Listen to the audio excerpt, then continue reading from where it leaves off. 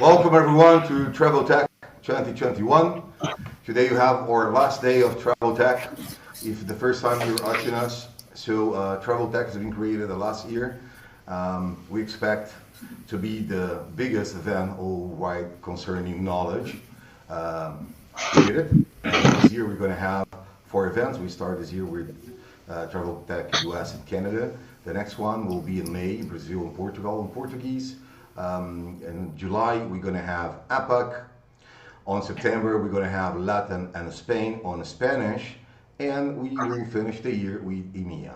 For those people that did the registration, Travel Tech always provide a certification for the attendants that participate here. We also resume with each participant and each questions they did. So please, if you don't register yet, it's the last chance. Thank you everybody to be here. We have a new options on Travel Tech also. This year we have 2 new options. We start with a new option that is the pitching sales, linked with a virtual stand that you can find for the sponsors. So you can go to traveltech.space. You have tech companies, you click there, you're going to see the logo of each company. If you want to know more about them, you just go there. And if you want to have a one-to-one presentation or a call or a quick chat, you have all their CRMs of each company included on our website. So if you want to get in touch with them, please go forward. It's free. We never charge nothing for our attendants and hoteliers in the travel industry. So be welcome. And the second option, we're going to start in Brazil, the 3D fair. That at the end of this session today, I will show the demo for the first time live. So welcome everybody here. Today we have a great outstanding panel to close the week. So we have distribution plus direct sales, direct and indirect sales. What strategies should you use to manage both more effectively now and post-COVID? So let's start straight away. I would like to present to you Mark Lewis-Brown, CEO and President at Vertical Booking US, person and company presentation. So you have 3 minutes to talk a little bit about you, Mark, and present a little bit about Vertical Booking to us, please. Go ahead, you have 5 minutes. Thank you. Your microphone is mute. I'm sorry. Sorry about that. No, it's okay. Sorry. Okay. Happens. We're Thanks for live having me. show. No, it's okay. Go ahead. Okay. Thanks for having me. Yes, I'm Mark Lewis-Brown from Vertical Booking. I'm out here in Portland, Oregon. Vertical Booking is it's based in Italy. We're basically a all-in-one CRS company, offering channel manager, multiple styles of booking engines, CRO system, a call center, GDS connectivity, meta management, rate shopping. So we kind of have that name as an all-in-one CRS company. We wrap everything up into a nice package, make it easy for the hotel or the group that's using the system. We're also part of the Zugetti group. So we're one of several CRS companies, PMS companies, some revenue management companies, and POS systems that are part of the Zugetti hospitality group, based out of Lodi, Italy. We have some offices around the world. We have obviously Italy. The North America is the U.S. is in Portland, Oregon, and we're have an office in Asia and one in Brazil as well. So thanks for having me. I look forward to today's gathering, and thank you. Thank you so much, Mark. Welcome to Travel Tech. Let's go with Juanjo Rodriguez, founder and CEO. Now you're mute, Vinny. Oh. That things that happens, we're like, now it's my time. But it's a good thing. We need to laugh a little bit. If you have ever seen too serious, we need to connect with people. I think laughing is a good way to teach people also. Let's go, with Juanjo Rodriguez, founder and CEO of the Hotel Networks. No need presentations. Juanjo, please, you have 3 minutes. Go ahead, my friend. Thank you. So I'm Juan. I'm the founder of the Hotels Network, and we are a technology company offering products to hotel brands to grow their direct channel. So our specialty is full on the direct channel, and we offer basically 2 platforms: benchmarking one, where a hotel brand can compare all of the key metrics in the direct channel, and then a personalization one, where you can act on any learnings and personalize the website, the booking experience across website booking engine in order to increase conversion and raise ADR. We are quite a global company. I'm based in Barcelona, in Spain, but our team is in 15 different countries around the world. And we work with about 7,000 hotels of all types in the different countries. And I would say that the key way to start working with us is when you are trying to either understand what is going on today and how you recover from this situation, and then how you can act in a very extremely practical way to improve your sales immediately. We, by the way, work on top of the existing technology that hotels are already using. So no matter what is the booking engine or the website that you have, we work on top of the existing one. We never substitute anyone. That's why we are, in general, partners with almost everyone that is taking part on this series. Thank you so much, Juanjo, for your presentation. Yes, the hotel network. You're again on mute. Sorry? Well, come on. I'm sorry. Today is the last day. You need to understand me. I'm from Monday, working 16 hours, 17 hours, sleeping 3 hours for the event. I'm so sorry. It's Friday. If I make mistakes, happen, guys. Juanjo, thank you so much. Hotel Networks, of course, is in the top companies in the world, and that is connected with most of the booking engines all over the world. We know that. You are connected with us also. So we are partners, but maybe you don't know. You have too many. So that's great. Let's go to the second person here today. It's Piotr Olesinski, CCO of Yieldplanet, and a major company on distribution. So Piotr, please, you have 3 minutes to present yourself and Yieldplanet. Welcome. Thank you, Vinicius, for organizing all of this, for having me and us as Yieldplanet all together. A couple of words about Yieldplanet. We are a hotel technology provider, as probably the other guests as well. But we are specialized in distribution and revenue management. So we have 3 offices in Warsaw. That's our home country, where we are from Poland. We have one in Barcelona and also in Lucerne. And from those offices, we do serve almost 5,000 clients on Channel Manager, and also including a number of them in the North America as well.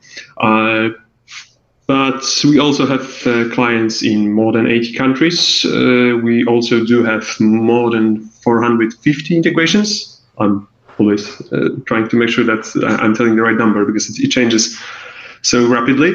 That means about 250 different channels, more than 80 booking engines, and over 100 PMSs. So altogether, it makes us one of the most flexible channel manager solutions. However, we are focused deeply on distribution, and we stay agnostic on about the connections.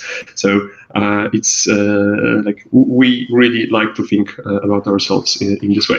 We also do have another product on top of Channel Manager. We also have revenue management system.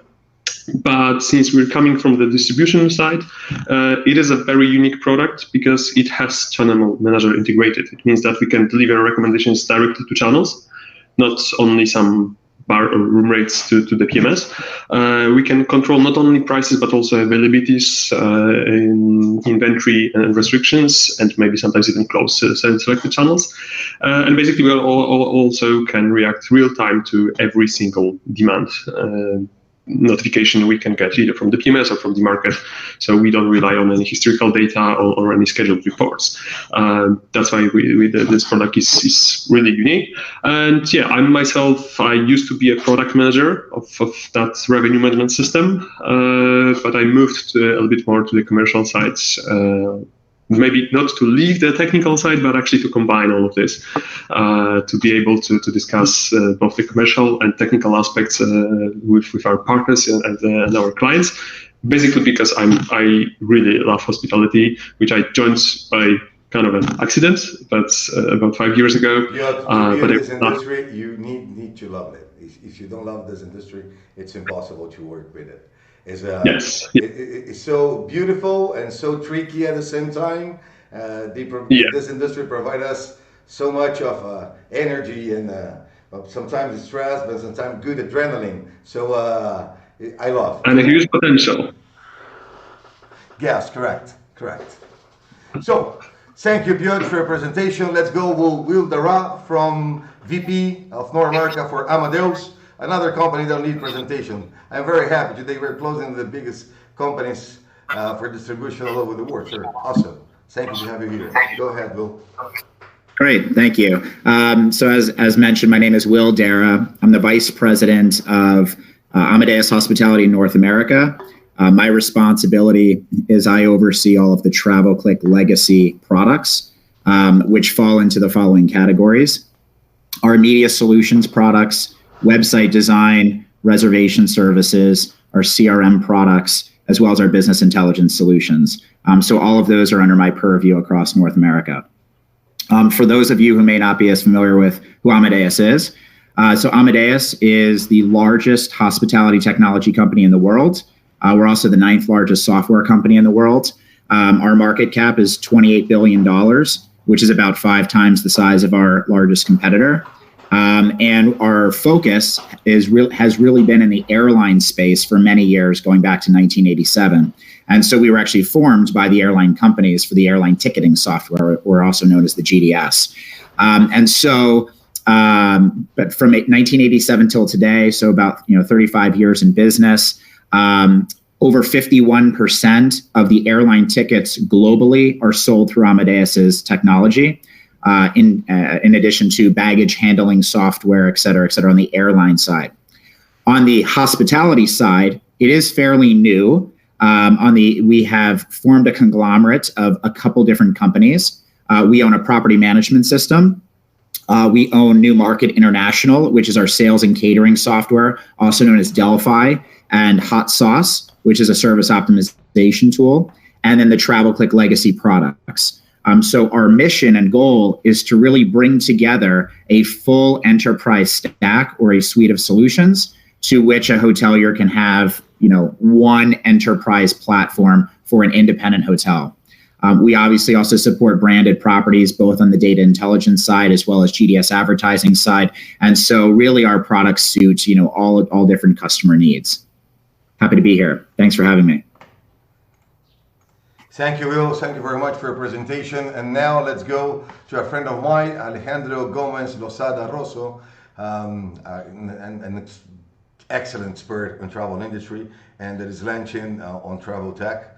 Amelia Travel, one of the big revolutions for B2B reservations and B2C at the same time. So Alejandro, please, you'll be explaining better your company than myself. Welcome here. He's the CEO and co-founder of the company. Welcome, thanks to be here. Thanks, Vini, and very humbled to be amongst this group of professionals. My name is Alex Gomez. As you said, I'm the co-founder and the CEO of Amelia.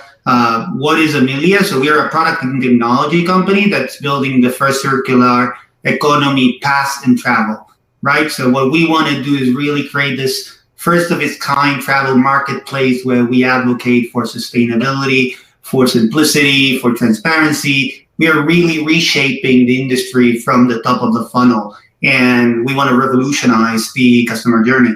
That's our mission. We've launched the product yesterday at the pitching with TravelTech, so we're super proud.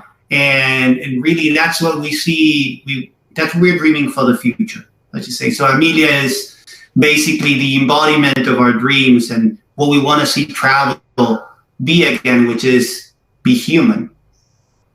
Thank you very much, Alejandro. We from TravelTech, we are really happy. We have this week a few presentations for the first time for hoteliers and for the public here in TravelTech. The first one was Expedia that launched publicly the RMS they built for their customers with a complete solution. So they did that on the first hand on TravelTech. Then we have the hotel networks that also, thank you Juanjo, and thank you for VP that was yesterday presenting and launching on the first hand the new platform that the hotel networks were for free, so offered for free for hoteliers to come on board. And we have also Alejandro presenting, and we have a few others, but it's too much information. Sometimes after 1 week, guys, believe me, you get tired, and I have a good brain, believe me. But at the end of the week, remember everything. Please don't do that with me. If not, you're gonna kill me.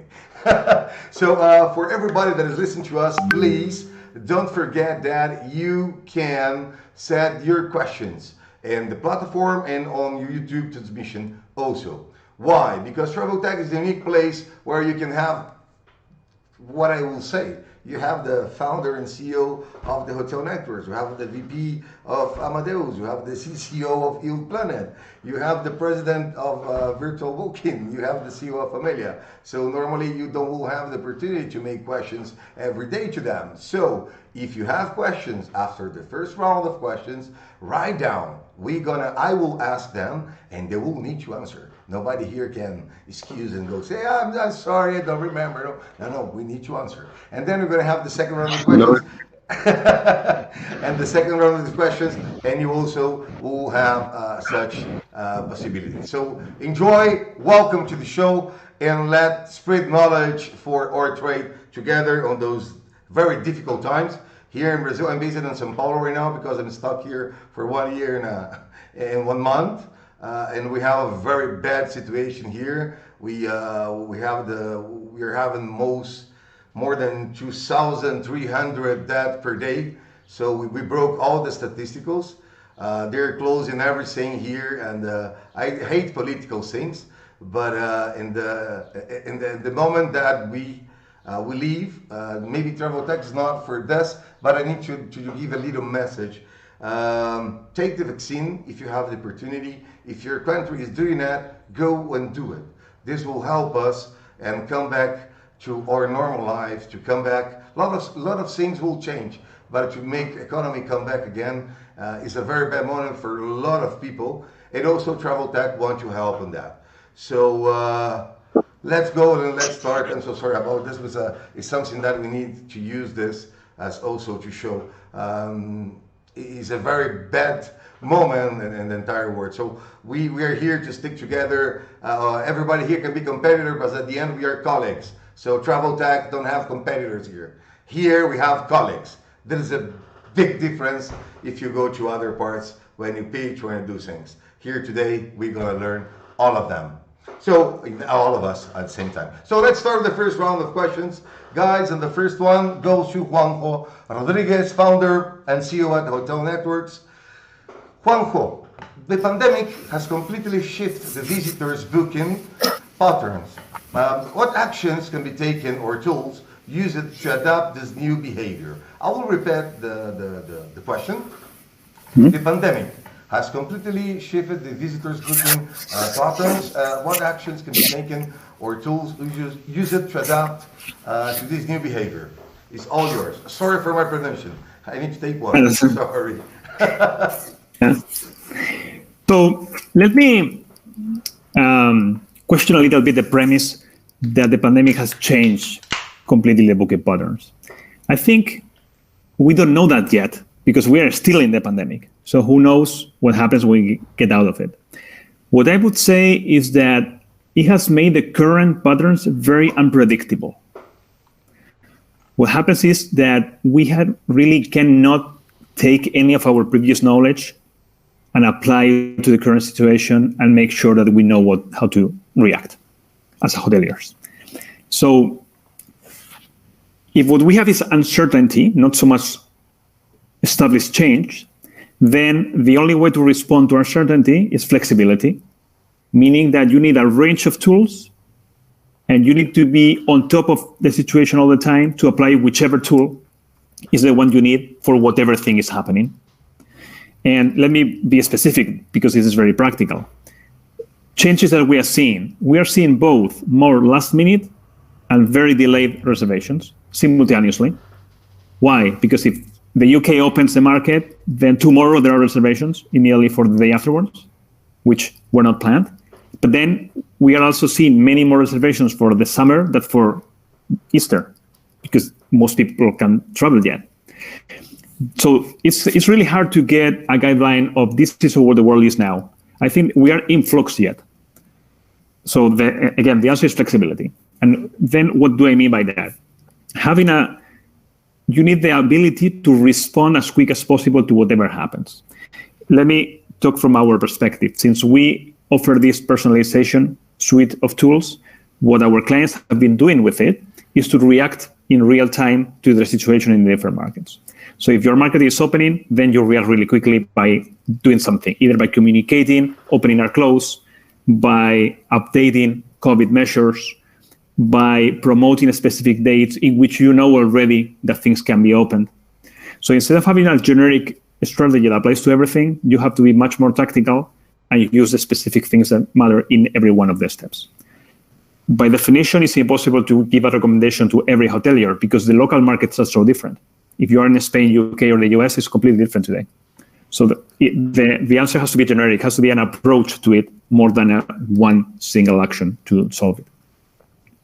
That would be the first element for flexibility, and therefore having the tools to be able to apply that flexibility. Because if it takes you 2 weeks to react to news, then there will be some other news. And I'm sure that many of my colleagues here think they are on the same lines, that whatever technology you are using has to be something that reacts in real time. And you don't go through third parties or through agencies externally or something that you don't control, because then it would take forever. Our core idea from the beginning as a company was to offer this quick response ability to hoteliers. That's why our product was more used than ever when the pandemic started, because reacting and communicating in real time is one of the things that we offer. Then the other area, as Vinicius was saying, we just launched this new benchmarking platform.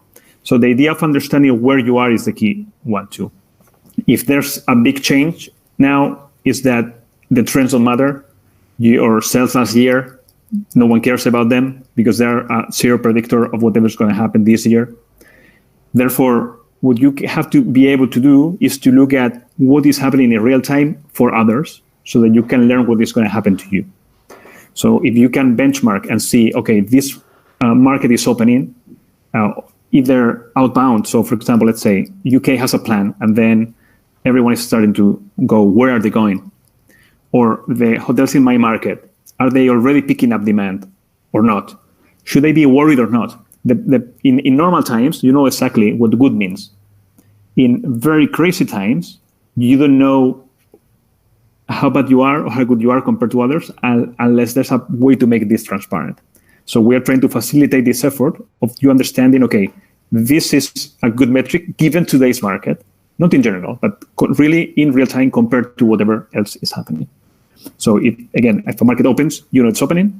If there's an opportunity spotted because a particular segment of users are doing something, then you can try to pursue those before you do others. So I would combine these two ideas, flexibility and really learning in real time what's going on to react. Thank you so much, Juanjo. I have a few questions if you let me and you permit me. For example, you speak when I just when you're speaking, guys. If you see that I'm like this, I'm not chatting. I'm taking notes to make questions later. So I'm not chatting. I'm writing. Okay, it's not I'm not paying attention. For example, we're speaking about the reaction. You told that, but normally they go to a single reaction straight away, or maybe even they don't have a reaction. A lot of hotels, they don't know what to do. And you think that you told that we need to think more as a whole. So I understand that maybe you mean that we need to try to find a way, if we can open, and to go to different segments and capture those clients that maybe is searching principally for leisure. If we talk about in the world, for example, the only two countries that never close or close for 15 days, 20, was Mexico and Brazil. And of course, corporates and they leave it, but leisure explodes. So I would like if you can give some tips for hoteliers and what they can do maybe concerning the marketing and distribution. I know this is not something that, because the public is not here and I have a person as you here, I want you to learn more. Is that possible? Give us some tips and hints. Yeah, so I think I understand the hotelier's reaction on saying, I just throw my hands up, there's nothing to do. Because it's been so hard going through this process. So the fact that after exactly 1 year. 1 year. We have 1 year today, almost company, today. We have 95% of the hotels we work with, luxury hotels. 95% of them still closed. Exactly. So what we thought it was going to be an initial period is taking much longer than expected, and the tiredness gets to us, and that's obvious. And that's why I understand that many people are saying, you know what, I'm just going to give up until everything is normal, and then I start thinking again. The problem is we cannot allow ourselves the luxury of doing this. So what is the best next thing? Try to do small steps or small actions, but that have some impact. So awesome. Some of the things we are saying, can you try to improve on the things that you never had time to? Like, can you take care of really caring about your price disparities?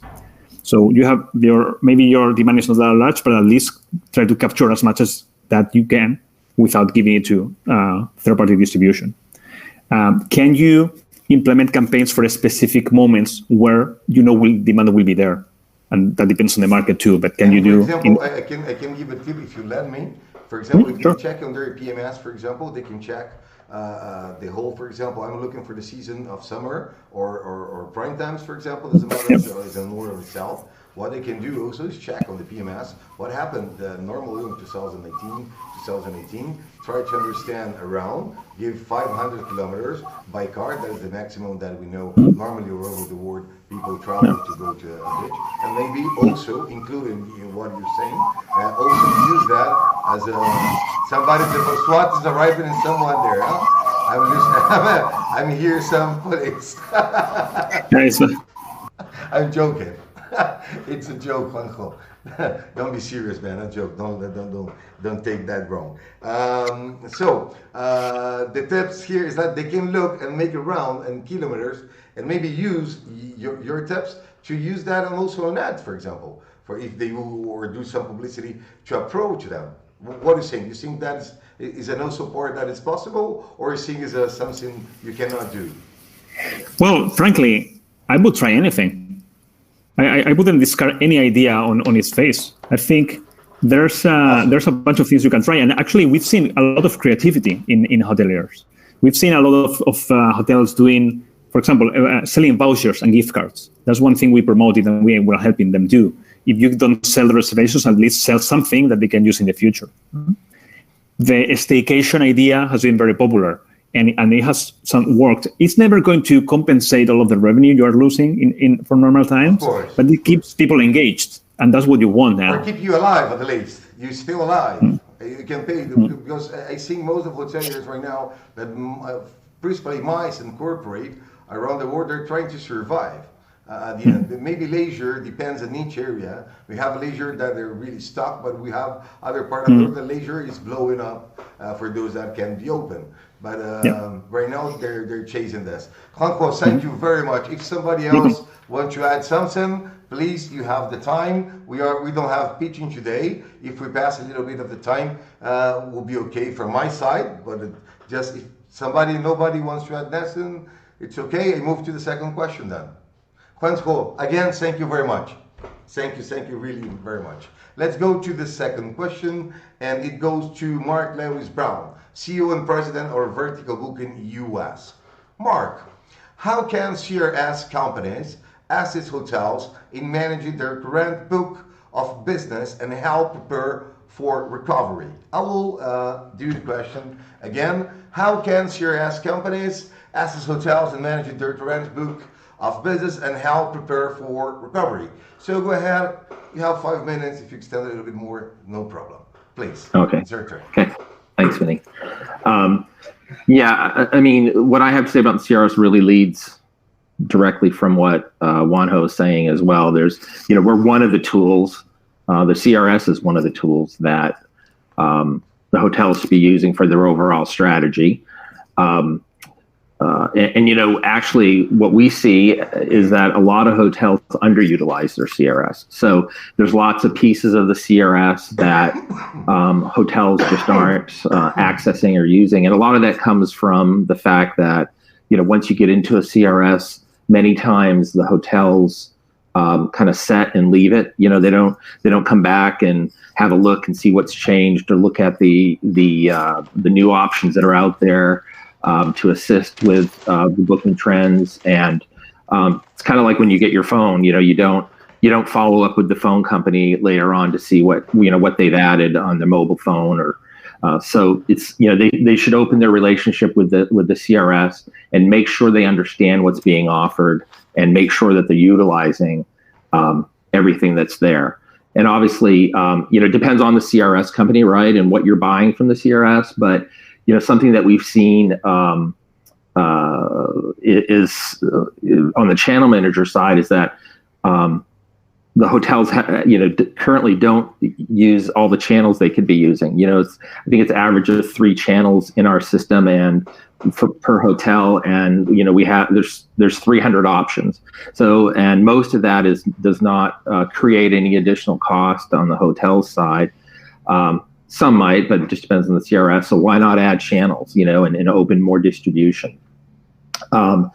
Also, connect using the CRS to connect to your revenue management system. Sometimes the revenue management system can also go to the PMS, but sometimes it's easier to hit in the CRS. It's less expensive. Setups are less expensive, for example.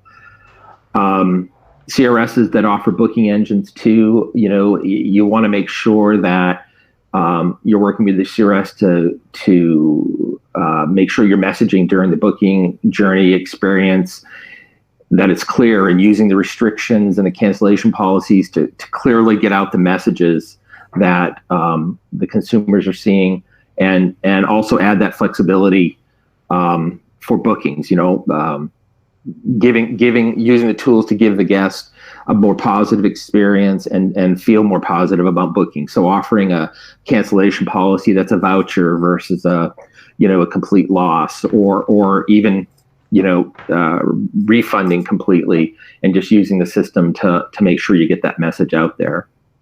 And also reacting to markets, just like you said earlier, Juanjo, we and Vinny, we've seen some changes in the way the consumers are looking for future bookings. We've seen that the overall calendars, looking at 3 months at a time of rates and looking at where the better rates are and less restrictions, people are tending to kind of do that search versus look at specific dates right now.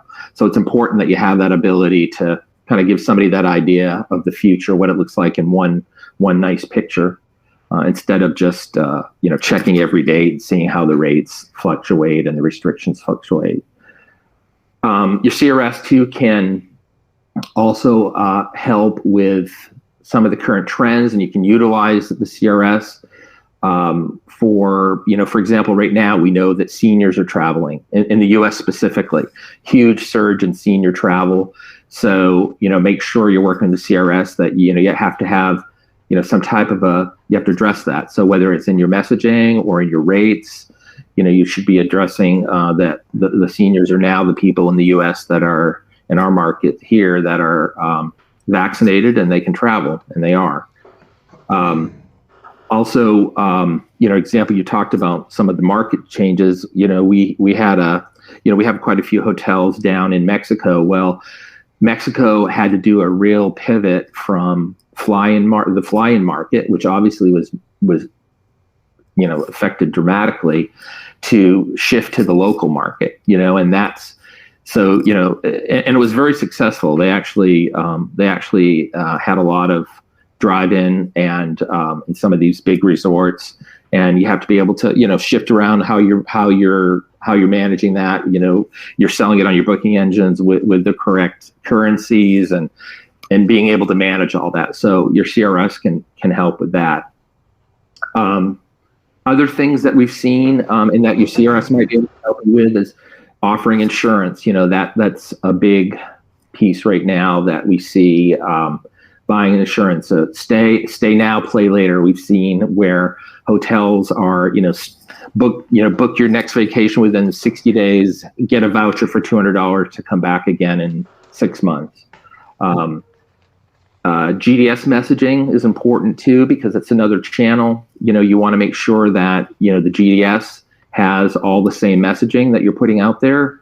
And they do offer different ways to do that. Your CRS should be able to help you with that. There's loyalty. Obviously there's multiple loyalty programs.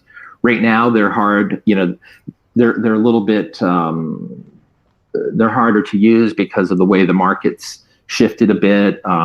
But you can always, that's one of the options you have through your CRS company, is to add the different loyalty programs that are out there for the independents onto your booking engine.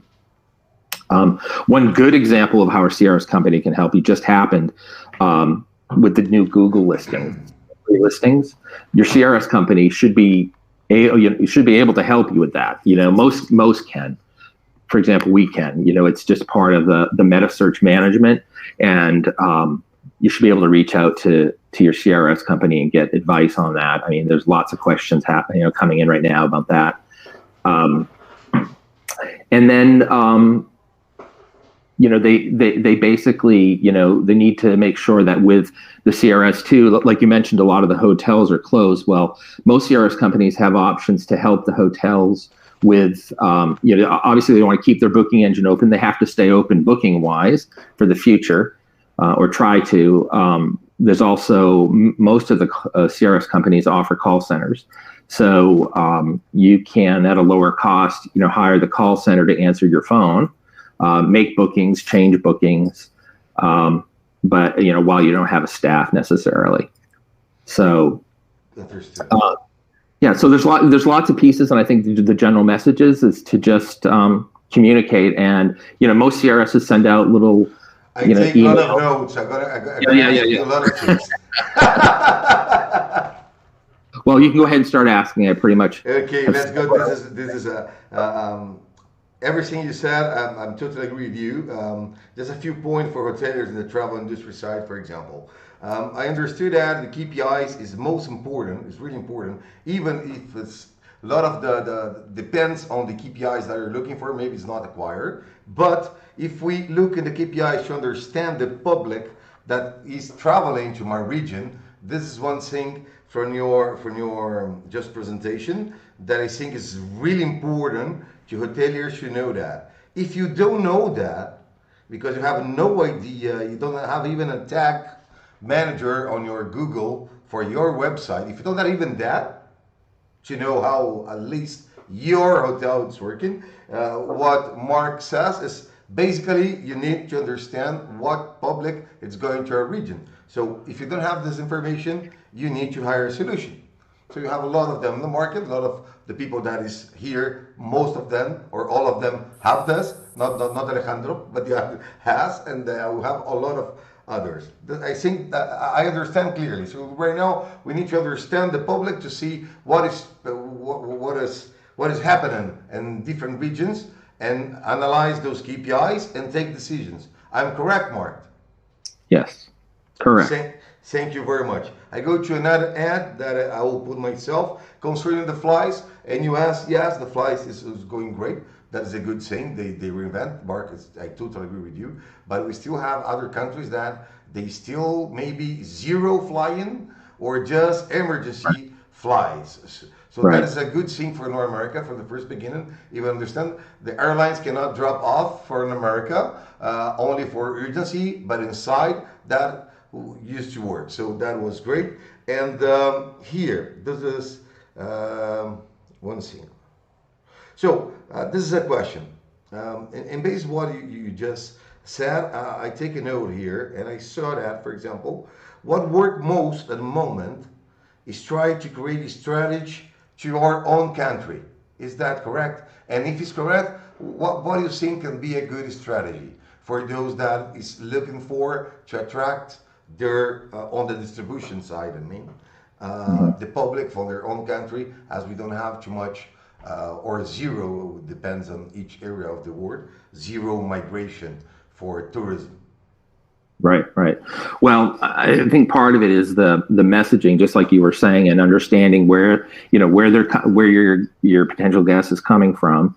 A good example of this is in Mexico. Some of the resorts that we work with, and I'm sure most of you have heard this, but as the flights increased and the business started to increase, the issue was how to stabilize the market without cancellations and mixed messages and wrong information.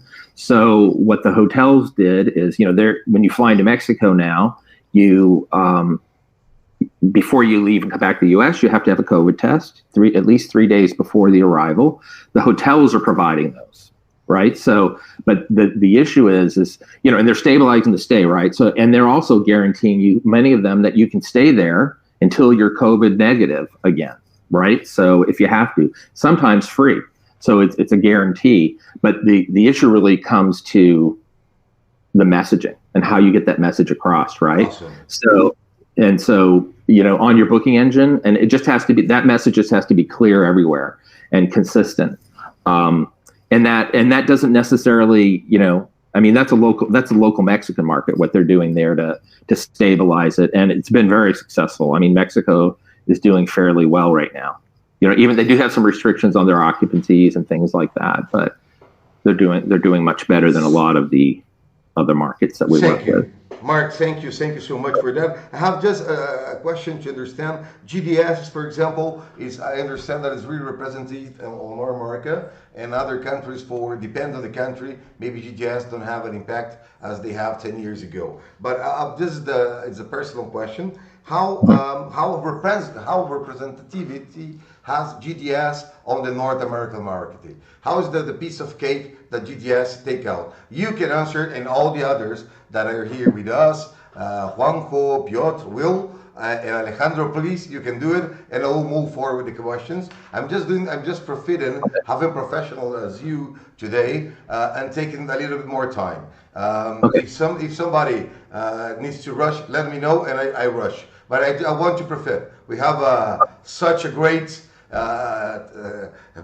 master class that I need to profit, man. I cannot speak with you every day.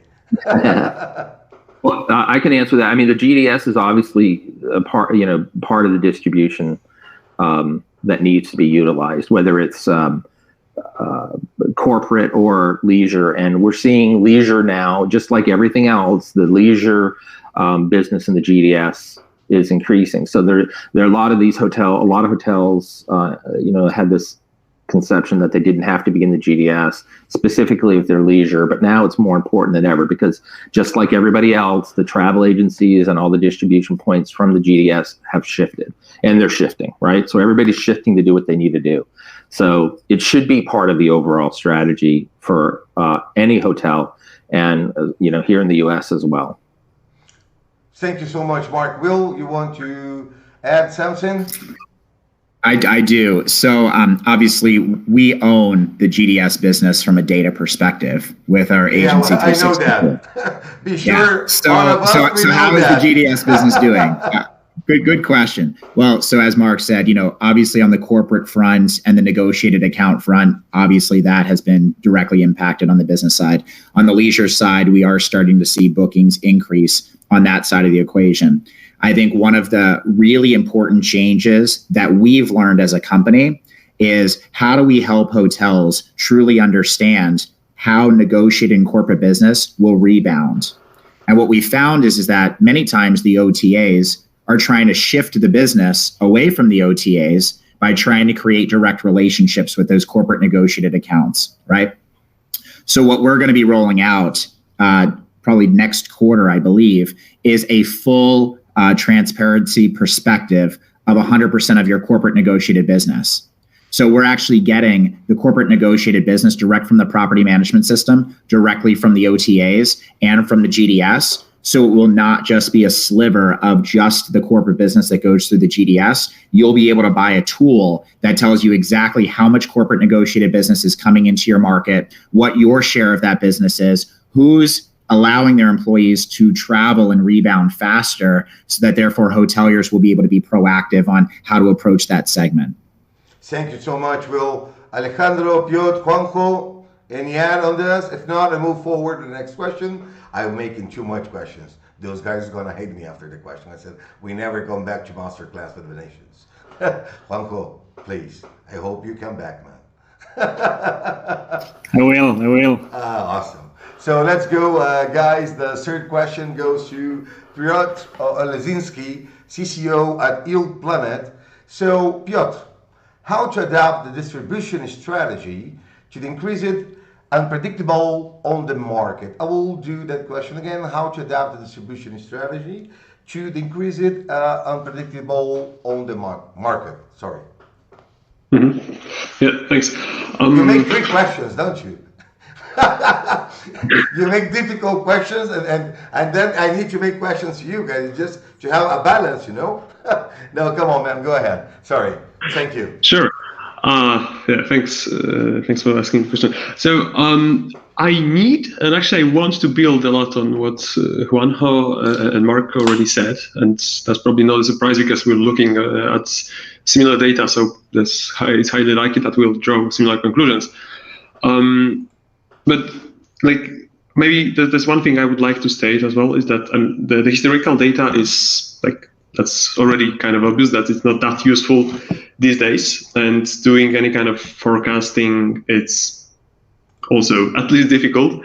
I mean, it's easy, but the forecasts are maybe not necessarily that useful these days. And basically the demand is very unpredictable. But maybe the little bit brave statement I would like to make is that this hasn't changed much in terms of what was before COVID, before pandemic, and what is now. In certain areas, I think COVID has only amplified or just amplified this uncertainty. But still, it on one hand, it's not that all solutions will work in new conditions, but also it's just a good time to rethink if there's such a important big sign coming from the market. We are losing you, Piotr. We are not listening to you. Your voice goes. We cannot listen to you. Are you there, Piotr? We cannot listen to you. Sorry, we lost the last 45 seconds. Don't worry. We have time. It's a live show. This is not TV. It's internet. Go and come back. We wait. In the meantime, Alejandro can spoke a little bit about also GDSs, but nobody tells me what is the part of the cake of the when I request GDS. Nobody answers me. I'm still waiting to know the piece of the cake. If you want to know what the piece of the cake is for GDSs, you hire Will's product or even. Piotr, okay, sorry for technical trouble. Can you hear me now? Piotr, I'm going to repeat the question if you don't mind, and everybody hears mine. Like this, we can go again. So, how to adapt the distribution strategy to increase unpredictable on the market? What is this unpredictable on the market? And how I can do a strategy to pass over that? Go ahead, Piotr. Sure. Thanks, and sorry again for technical problems. No, man, you need to take the camera out for the moment. Go ahead. No, don't worry. Don't worry about it. Then you come back with the camera. Go ahead. Thank you. I just wanted to turn it off to make sure that maybe at least the voice will be there. Okay, I did a short introduction.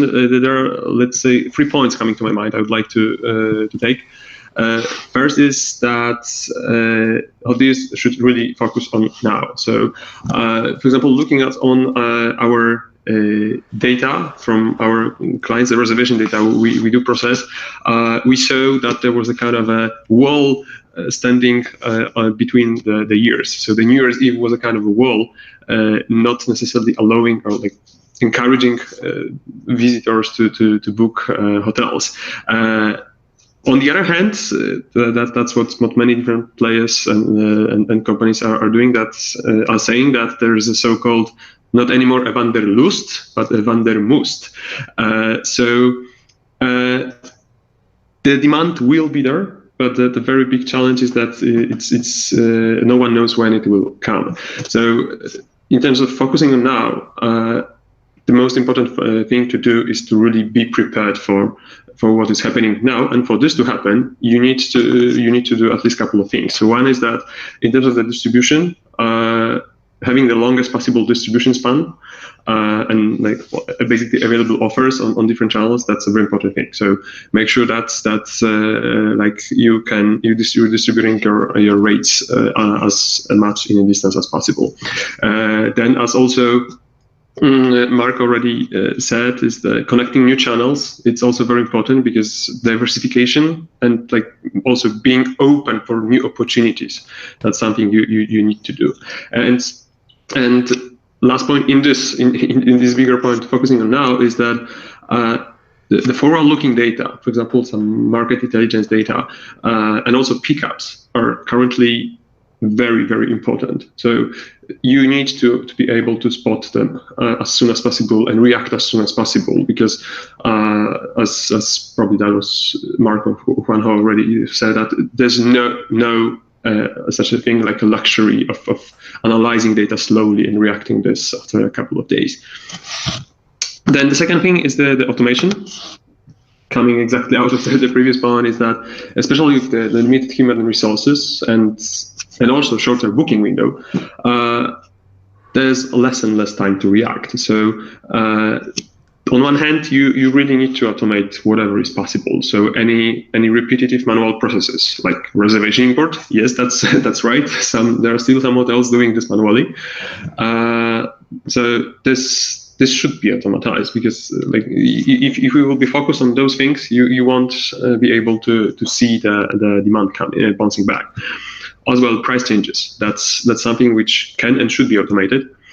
And since you need to also react now to way more information than before, it's also very important to try to automate this process of analyzing the data. And the third thing, the last but not least, is the elasticity, I would say, or the flexibility. But from a couple of different angles, perspectives. One is that about the offer.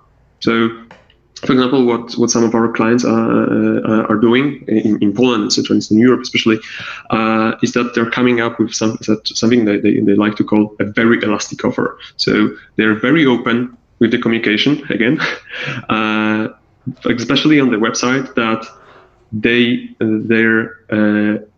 their rates are really flexible. So even if there will be some restrictions that the people are not able to come, they can still hold the reservation. They can easily rebook that.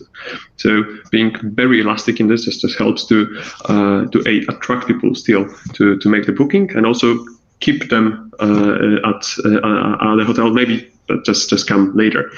Then the flexibility is also important in terms of trying new business models, new target groups. For example, we have a lot of vacation rentals as our clients, and when we saw them shifting from the short-term rental business more to the long-term rentals. So that's also what helped them.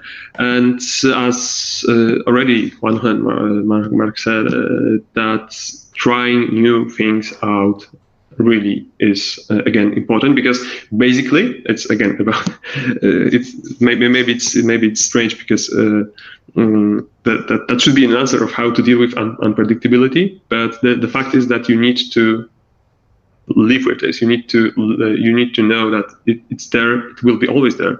So it's not only today that you need to try new things out, new tools, because you also don't know what's going to work. Thank you, Piotr. Very clarifying. I will give the opportunity for all the others if they want to add something. I have 3 points that I take notes here. I take notes all the time. But this is not questions. I just will add a few points. If somebody wants to speak first, please go ahead. No one? Okay. So when Piotr talk about strategy and not do things manually, we that work on technology, we still do not believe that we have a lot of hotels that don't have even a channel manager or even a booking engine to sell themselves directly.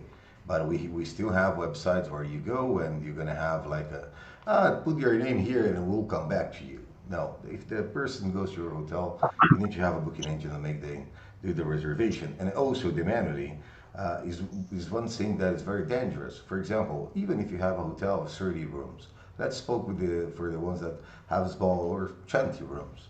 And you go and you have, I don't know, you sell in more than 5 channels, you're working wrong. You cannot use more than 5 channels. But we have those that work with 10. And if you're gonna change manually, you start with booking, Expedia gonna tell you after half an hour, hey, why my prices show lower, and you'll be blocked.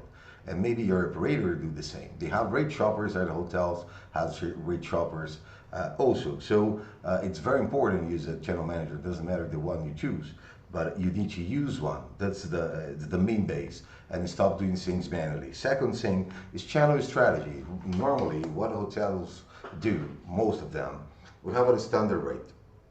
That standard rate is equal in everything, even in your booking engine.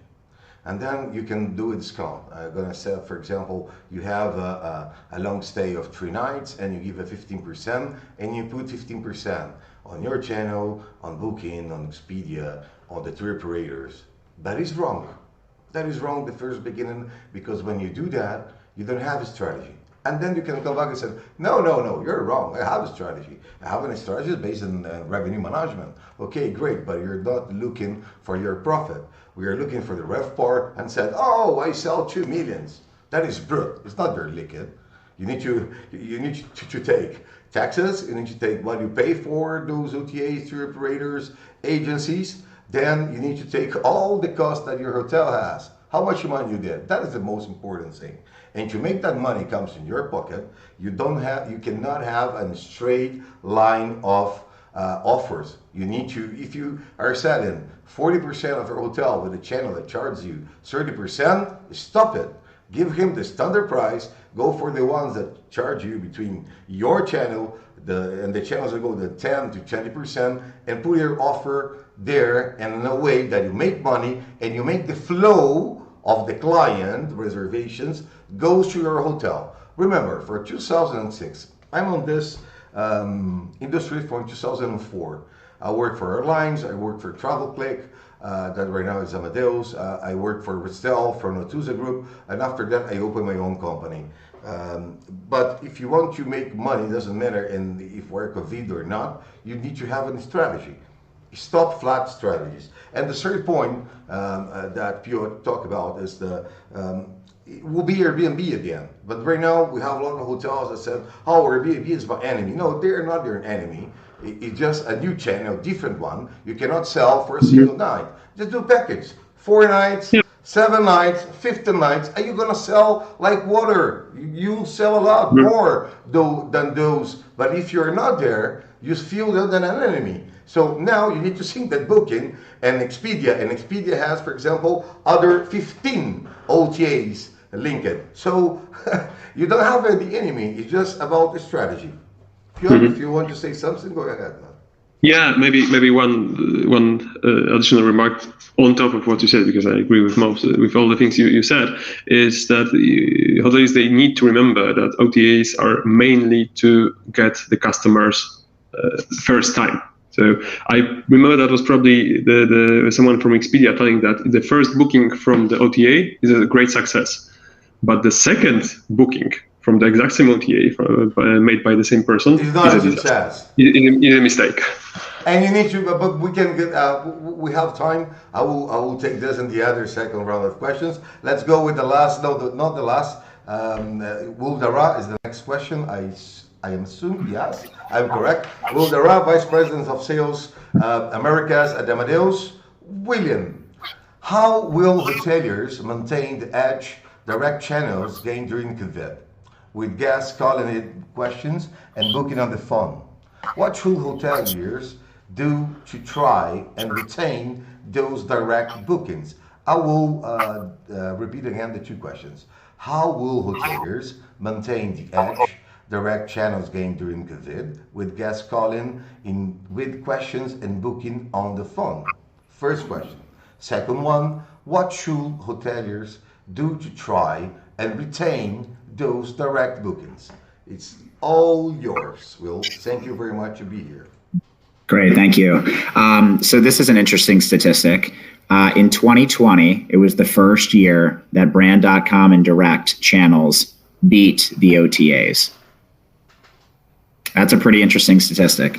And the answer, why did that happen for the first time ever in 2020? Well, I think many of us have already just talked about it. People don't know if you're open, is your restaurant open, what your COVID procedures are, what your protocols are. And so many people who are still traveling, they need to know that stuff. And there isn't one central repository that says these hotels are open, these hotels are not open.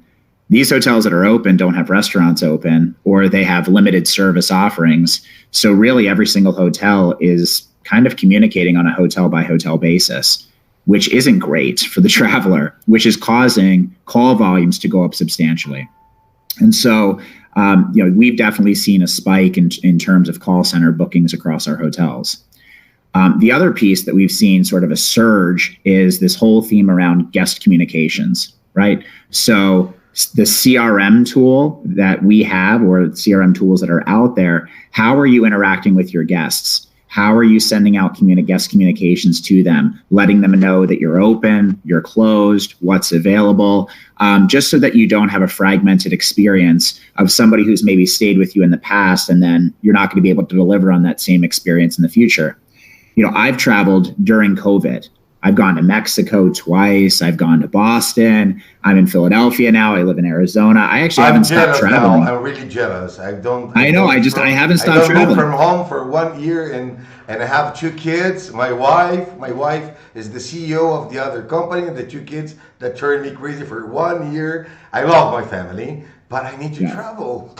I need to go back to work. Don't go there. Said we'll finish. Don't go there. If not, you're going to get an angry call after. Yeah, just listen to me. No, yeah. But here's what I will say. During my interactions in travel, what I've noticed, even staying at some of the top brands like a Marriott hotel in Boston, is that we've reduced the product offerings. The bar is not open on the pool deck. Oh, you can't even use the pool, but yet we're trying to charge the same rate. Right. So we're holding our rates, we're reducing all the product offerings, and now the customers are having an unfortunate experience, which is what I had. And I said, hey, you guys haven't told me that. You had an opportunity to email me or put it on your website or put it on your GDS communications or OTA. So now when people travel, guest communications and how you're interacting with the guest is more popular than ever. So the question around how do you keep people booking direct, right? I mean, I think Piotr said it earlier as, the OTA booking is the first time cost of acquisition in that booking. But then once they're in your system, how are you able to, communicate with them, interact with them, and get them to come back to your site? Much of what we're trying to educate the market on today is, and I think a lot of our products and solutions sit on a bed of data. And so with our solutions, what we've seen at sort of a surge or a lot of customers asking us is, hey, with your Demand 360 data, which understands all channels, has over 27,000 subscribers globally, giving us their property management system data. So we understand, is OTA surging? What OTAs are surging? Is the GDS bookings bouncing back? Is it through brand.com? Is it through call center? How are my competitors doing? How am I doing in relation to those competitors? Going through that data and really understanding what channels are activated and working will then allow you to say, oh, wait a second here. I'm starting to see in North America, Meta, boom. Meta is up 20% year over year. That would trigger, well, wait, if Meta's up 20% year over year in terms of travel coming back, who in Meta's up? It's Google, followed by TripAdvisor, followed by Trivago, followed by Kayak. And then as Mark said, then you could start to get into, interesting, well, what's my relationship on my CRS with Google like? Do I have my rates there? Am I playing there? Do I have private offers activated on that channel? So if that's where the demand is coming from, because the data is telling me that's where the demand is coming from, then I can be actionable with my intentions and go after that particular channel. And so, I think there's kind of 3 things to kind of sum up this section is, one is the business intelligence. You got to start with the data and understand where's the business coming from, if you're open, where it's coming from, and what channels you can actually go after. Number 2 is, how are you communicating with your guest, right? Through any customer relationship tool that you may have, or making sure that the content across any of these applications is up to date so you don't have a bad experience with the guest and don't set poor expectations. And then the third thing is that where is the demand coming from, and are you ready for that demand in that particular area, right? Whether it be the GDS or the meta search sites or the OTAs, or if you're saying, hey, I'm just not getting enough demand, maybe it's a channel management question in which, do you need more channels activated so you can bring in more demand? So those are the 3 areas that I would lend to this section. Thank you so much, Will. I have a question now, but I don't will do it now. I will go to if the Juanjo, Piotr, or Mark would like to say something on top you just said. Please go ahead. Nobody. Don't feel shame. Don't feel shame. Go ahead. I can't speak for all of you. I'm just gonna. Oh, sorry. Go ahead, Mark. I was going to say one thing with what Will said about the information about the hotels, not presenting it correctly, and that's why. I mean, we've seen. Well, I've experienced it as well, but we've also seen that. That's why most of the all-inclusives are really doing well, because there's no question about what's going to happen there, right? They've made it pretty clear. It's still open. Everything's there. So you know the pool's open. You just know all those details. So, it's important. Agree with you completely. Alejandro. I can monopolize the rest of the call for sure, but on top of Will's, I feel very strongly about one thing, and having worked for some of the biggest OTAs myself in the world, I find particularly relevant that Will points to direct being higher over OTA in 2020. And I think that's because there's two reasons for that. First of all, I think, and you can read Jared Brock at Medium and not take it from me, is that OTAs are dead and they just don't know it yet. It's like, I'm going to be super blunt, right? Whoa! Buster class. I put it out there. I'm getting wrecked. I don't have the balls to say what you just said. Well, it's okay. I think you have the balls. Fundamentally, let me make the case for that. So what Will is saying is hotels are inclining to sell direct, and you have today the technology to make a very personalized customer journey and have a one-to-one interaction with your guests, right? And there's even more technology every day that can allow you to do that, right? So some of these companies here are actually making that very seamless, very easy. We didn't have that in 95 when Booking.com and Expedia first appeared, right? So the problem was aggregating the content. Right now, it's about the customer journey. And I've been hearing Booking.com talk about the connected trip for the last 10 years and doing nothing about it. Right, so that's the I'm a fervent believer of this, and I think this is a trend that's going to stick.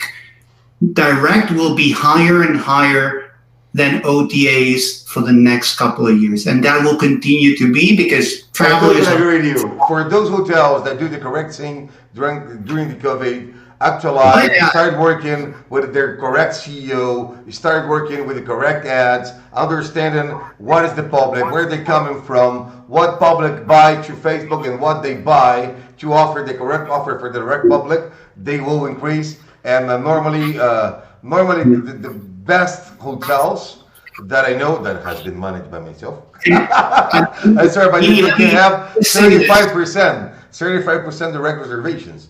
And last year I speak with Pablo from Mirai, and he told me, hotels never going to have 100% direct sales. I totally agree. But I said, man, in this time, if those hotels that know how to fit this horrible time, they can go to 50 or to 60% really direct if they get a great job and maintain that great job. Mm-hmm. That is the moment for hoteliers. That is the time. For those that want to change, now is the opportunity. All crises or things that's going wrong in the world and economy, we always have a window. Just find the light. It's to wrap that up. I think that the good thing hoteliers have is today you have someone like Amadeus and the TravelClick legacy products to help you do that in a very seamless way. You have Bench Direct, which is free for life, and you can use that to make a point in direct selling. You have vertical booking, actually having products that are easy to adopt and use, right? So we don't have the same excuses as before. Like I was born in a hotel myself. I remember when bookings were 70% direct and hotels would kick people out in the street because they didn't want them, right? And it's a vintage approach that we're getting back. I think that we're getting some vintage back, but the good thing is, and this is the closing, is the cyborg concept, which is now we're going to get a little bit of the human touch back through technology, and technology is enabling that. And it's because we've grown, or we've accelerated digitalization in 8 weeks of pandemic, the same that we had done for the last 10 years. And that's my team saying it, not me. Thank you, Alejandro. Well, thank you, everybody here. I go to the next question. Can I Yes. make a short comment on that? Maybe adding please go. Please go ahead. Thanks. Maybe adding a small pinch of salt to this, because from some clients of ours, we can see the source share of the reservations coming if they do have their booking engine connected. And as Vinicius, as you mentioned, like for good hotels, for where there are smart people, it is like this, that the direct bookings are, the share of direct bookings is growing. But unfortunately, in some markets, in some hotels, it's not that good. I would say that, especially given the move that Booking.com did 1 year ago, changing the policy of reservations, that built a lot of trust in them. So, as you guys also pointed out, I mean, now is the time to really act, because that's the moment to build this direct bookings share. But you really need to act on this. Thank you. Yes. The one thing Will. Yeah, the one thing I will say though is, I don't know if I would go ahead with Alejandro on the whole OTAs are on the ropes and they're dying. But I mean, and here's why I will say that. That's a good discussion. Go ahead, Will. I'll take the other side. I'm on the independent hotel side, and I love brand.com, but I'll take the other side on this one. Number one is, how do you know who is open in your market? You don't. So most people will turn to the Expedias and the bookings to find out who is even open in this particular market, to have a singular place to be able to shop the rates, et cetera, et cetera. Mm-hmm. Number two, if you're thinking about traveling, that's also the good place to do so. Exactly, because you're just trying to figure out who's open in the market.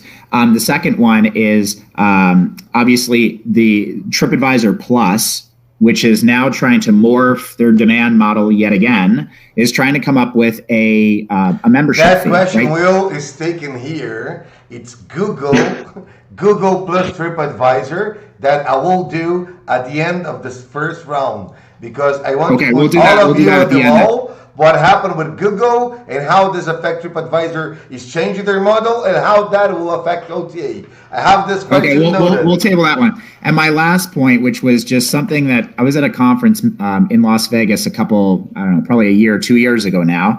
And I realized how much the OTAs make on tour operators. 50%. So when you think about a hotel that says to Mark or Isaac, oh, I don't want to pay $5 per booking or $6 per booking.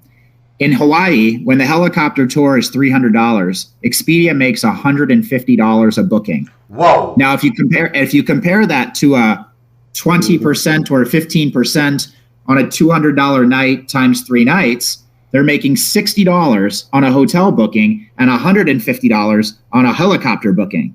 And so therefore, the OTAs will eventually bundle their wholesaler partners that they're gobbling up right now locally and the hotels, and us as hotels will say, oh, great. How do we compete with that bundled approach versus we're a hotel direct offering? It will be interesting in the future, but the OTAs have room to move in a number of different angles to continue to evolve this price and product offering. Thank you so much, Will. Go, Juanjo. One quick point here. I'm really doubtful about the idea that packaging is a solution to anything. Why? Because it's everybody's broken glasses today here. Love this master class. Go ahead, Juanjo. So I thought the spirit was to be a bit Thank you, Alejandro. Yeah. So in the spirit of a bit of a provocateur, no? So I'm not. Let me share my experience, not only from travel, but from my previous experience in other industries. It's I think end users, so in this case travelers, actually prefer to buy things from different providers. Every industry in which I've seen that has gone for the one-stop shop approach, it never works. So we are in the era of best in class, not one-stop shop. And therefore, packaging things to remove complexity is not what people want. People want something special, not a package. Correct. So it's not the technique is bad on itself. It's that the technique doesn't solve the problem. But we cannot create a package to be the way you want to present them as an experience. But then anyone can do that. Yeah. Because in an API world, why? On an API world, the OTA doesn't have any advantage. Yeah, but the hotel has an advantage. Let me add something very quickly to that, and to Will's point as well. So I was in a package inclined OTA myself, right, for a number of years. And the thing is, in a pre-COVID world, with the unit economics that you had, keeping a 50% take rate on an experience was super doable.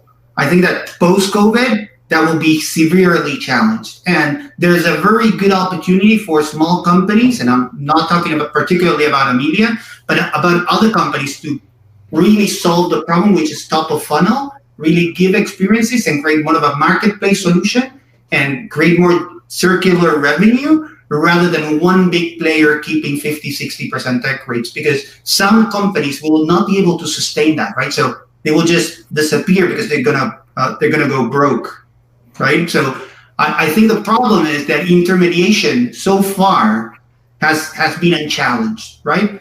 Take rates have never been discussed. Booking, in my own personal experience, started with a 10-12%. Now they're charging 20-25-ish, right? And that's not sustainable. In any scenario that we look at, that's not sustainable anymore. And I think that this is where the kickback starts. You get the kickback from the hotels, you get the kickback from the operators, you get the kickback from the owners, and you're going to start getting kickback from the clients themselves. So I think it's, you know me, I'm a little bit radical that way, but I think the reality will push us in that direction, right? Thank you, Alejandro. As we are preferring to speak about that, it's getting late, but I will profit. We're talking about experience. We are creating, HS Latin is a company that we found, and we used to have HS Europe, but with the pandemic, we have an office on Barcelona. We started that in early 2019, but with the COVID, I need to close that because of the costs. However, this company, that's the part of the group, we create something called BuyZ.store. BuyZ.store is an e-commerce. They can use it any kind of company. I'm not doing a spoiler right now. I will get right to the point for you to understand, to be very clear. Now, believe me, I don't do that. I don't do spoilers. I don't like it. But what we create with our e-commerce is, for example, a lot of the other companies are doing, I don't know if they're doing the same or not, but for example, if they go to the hotel, they access, and in each room they have a QR code. When they're going to the swimming pool, they have a QR code. When they read that QR code, they have an e-commerce that open up, welcome to Hotel XXX. I want you drinks, food, experience. When you click an experience, be in the hotel, with my tool, for example, you can buy directly with the guy that does scuba diving, that the guide will run you through the mountains to do some slide with a ski. Maybe offer as the API that is coming from Juanjo says is very difficult, but maybe I think we can have like Amelia who is selling experience. On my point, don't be angry with me, but when the guy goes to the hotel and they can read and they can see on the hotel the experience is even better because they already have an experience with Amelia, or they buy the experience for a package for an API. But then they arrive and say, what I can do? I need to check with the receptionist that you can do. A lot of people pass here this week and said, no, let notes. You know how much time you cannot press. If you want to make notes to be very engaged psychologically with the guest, you need to write it by hand. If you just press that, it will connect. So with the platform like this, you can have, just not for me, for all the other companies, for the ones that are already doing this, and for the ones are not, do it. Create something for this, because it's the new future. At the end, we can sell on the destination. We are technological companies. It's very easy to provide a QR code to an e-commerce and tell to the person there, you want to eat, you want to drink something, you want to, I don't know, an experience, you want a tour. Hotels can be their own tour operators when the guest is there and make money up to that.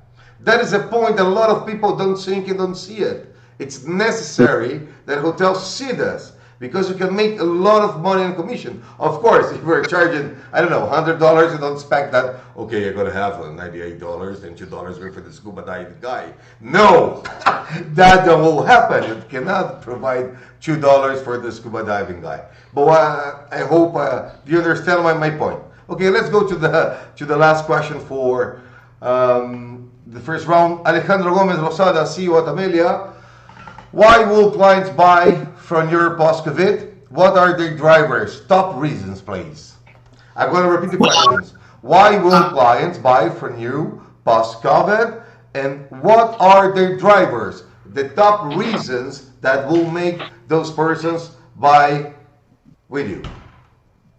Well, I think everyone is afraid of me talking now, but I know. Come on back. We're gonna fight. We're gonna fight, Chan, for your rights. Let's go. Two sisters. I'm a rock and roll fan. The thing is, what we are seeing is COVID has accelerated a lot of past behaviors, turning them to trends overnight, right? So I'm a fervent believer that what we are going to see post-COVID is much more value-driven, purpose-oriented purchases, right? So even in the US or other markets, we're already seeing that trend. I think that there's a fine line, and this is not me, you can see it at McKinsey as well when they do their annual report, which is basically we are looking at some things that will have this impact on people. First of all, there is an unavoidable rise of unemployment. So on travel alone, we lost about 140 million jobs last year.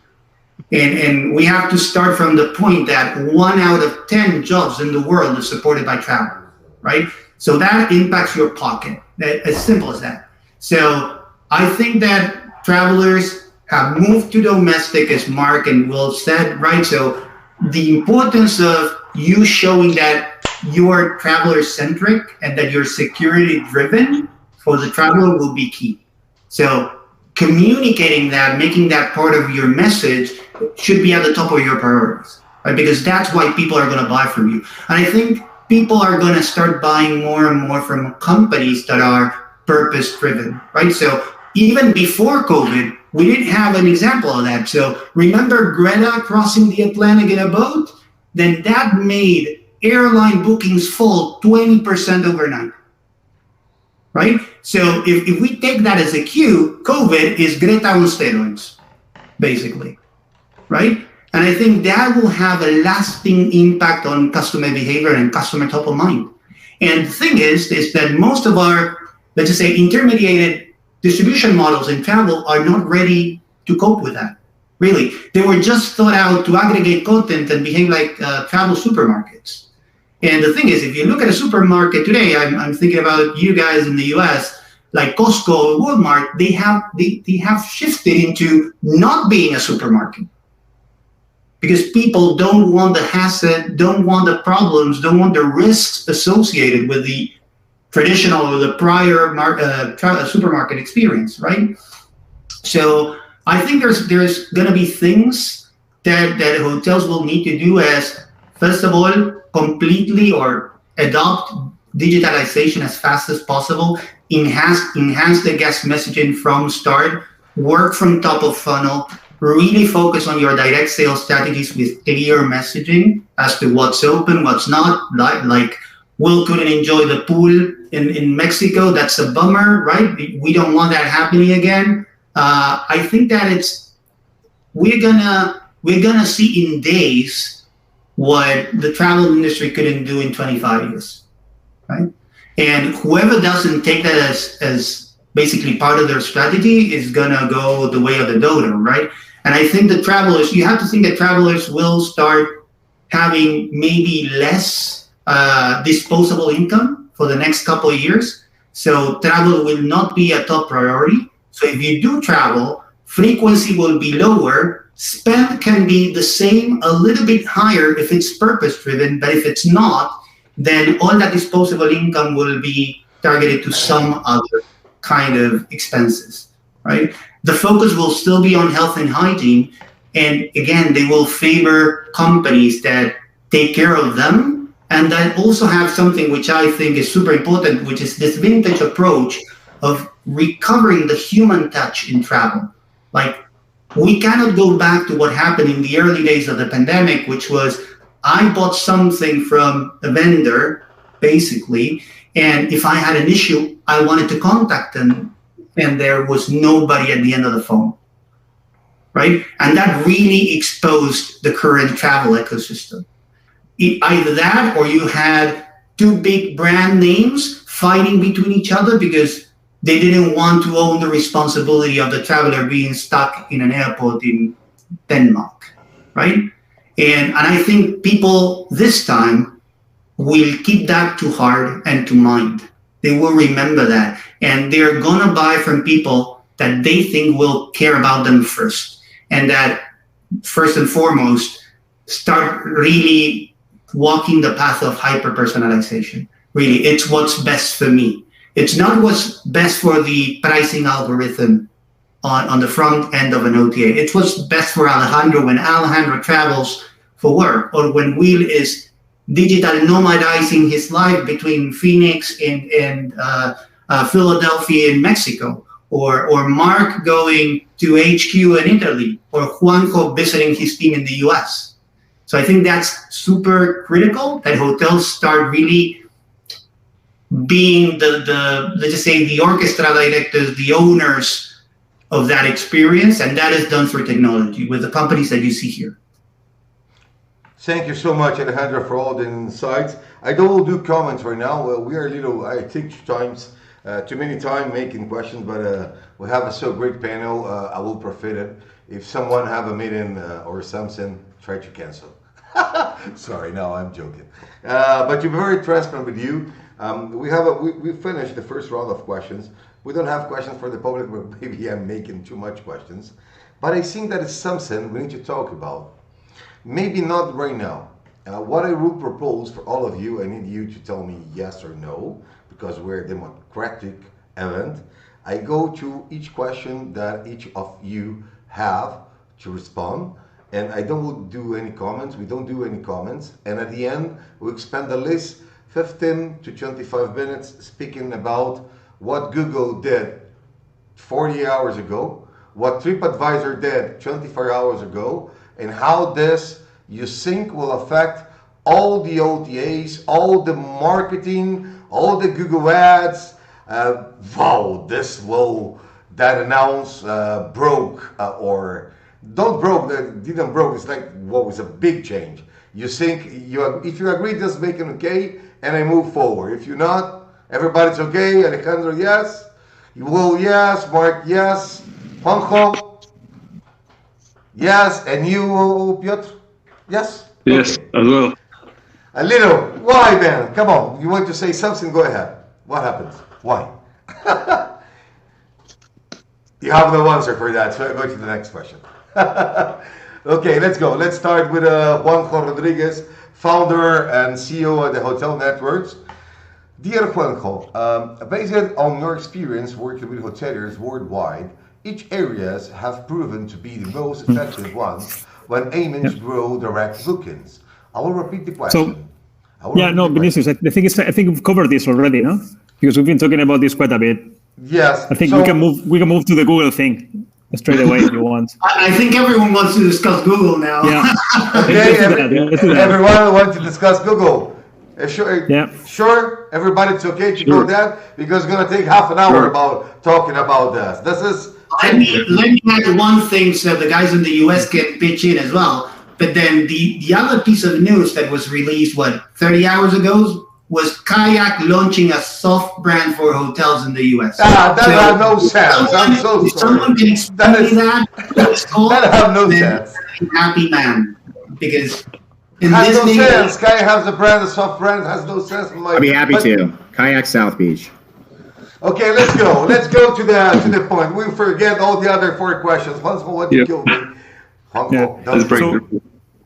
So the which is exactly the TripAdvisor one you're referring to? I'm going to refer right now. Google, for 40 hours ago, already launched that they will provide free ads for hotels through their platform. TripAdvisor already is working for the last 2 years. You can be part of TripAdvisor. You can be. They used to have 3 different scales to be part of them, and the smallest one in money was the hotel to be connected. After that, right now they will stop charging the hotel at all. They will start charging also the OTAs to be there. You can be connected, and they only will charge the client. So we have here 2 spectrums. One is Google. How this will affect all the meta search? 1 point. Second point, TripAdvisor, what they just did. Do you think that Trivago will do the same? And Kayak, soft brand of hotels, another Oyo that broke? 3 questions. We start with the first one. Who wants to start? Google. So for a quick comment about quick one about Google. So who knows what Google has in their plans, because Google is involved in every single piece of the travel space. So they never do something without seeing how that affects everything else. Correct. My guess is that this move is it has a very tiny impact on their own scheme, because it affects people who were not advertising. So they are giving something for free where they were not collecting any money. That's my guess. But what will happen with those guys that are paying, that already have money there? They never talk about that, for example. I'm a hotel, I already put $50,000, and I'm adding for the next 3 months. What happened to those guys? No, you can still pay. No one is saying you cannot pay. Yeah, what I'm saying is you may get it for free. Well, you can still pay for better placement. I mean, exactly. For me, one of the key. I'm not an expert in the traffic acquisition part, but from my previous or generic experience, what is really interesting is to understand if the traditional Google search and the hotel search is different or is the same thing. Exactly. Because in traditional Google search, the more you pay, the more you get, and that's obvious. Mm-hmm. However, in the meta approach, when you're looking at meta, then that's not exactly the case. Why? Because you know exactly what you want. So the selection doesn't apply. So you're just comparing a provider to something, and the whole situation in your mind is different. So the order in which the providers appear necessarily has much less of an impact than me presenting you different providers for completely different things. So maybe paying doesn't matter that much there. I'm sure the ones of you who run that know that, because the numbers prove kind of this assumption. Of course. So you see, I would say, who is this? The Google game, what are they trying to do here? No, do you want to try to position yourself as the guy who is helping the hoteliers directly while keeping all of your revenue what they're on the having OTA side? Come back with Google Hotels and broke all the OTAs as they tried 2 years ago, and they put that in a box and forget it. Maybe they're using this strategy to come back with Google Hotels and be an OTA. Well, I agree with you, Juanjo, that this is just the preempt. Yeah. This is the start. You know, it's. I think we're going to continually see change, and you know, there's you know, we only know the little piece at the beginning of the plan, right? So it's Google Hotels, not the app. I would just say Google's after 2 things. They know the traffic is going to be there, and they want to increase the engagement of the audience of where the traffic is coming from. If I can make it easy for hotels to list on my site through a simplistic way to get onto my site, enroll, quick implementation, get onto my site, it's going to increase advertising dollars over time. Because once you're on my site and you realize that's where the demand is returning to and that's where the demand is coming from, and I made this statistic earlier, we're seeing Meta boom 20% year over year. That's where the demand is coming from. how do they get more inventory on their site, more traffic, more engagement? And once you're on my site, you're probably going to start spending some money. So over time, they're going to go after the advertising revenue, but this is a small little way to be able to open the door to be able to then increase the ad spend later. And to add, even the smaller hotels, it really increases the scope of who's going to participate with Google, where in the past, because of cost, the participation was really, the larger hotels with bigger budgets. Now it's going to go all the way down to be a better breakfast, The good thing I see about this, for example, we're going to create a lot of works. Because hotels will know how to do it, and a lot of small consultants will have work to do it. Yeah. I think this will help also on work side to have jobs. Yeah, for sure. Yeah. And Bini, it's important to mention one thing is first of all, you had the predominant OTA players saying 6 months ago that they were cutting their Google ad expense or Google marketing expense by 50%. So that's already a clue of where Google is coming from, right? So I'm not going to jeopardize all my business because these guys are not going to pay me anymore. So this is the first time that they actually have a reason to go against their, let's just say, traditional business model. So that's one. The other thing is I completely agree with Mark on adding inventory and putting it on long tail. So let's just say getting the long tail into Google.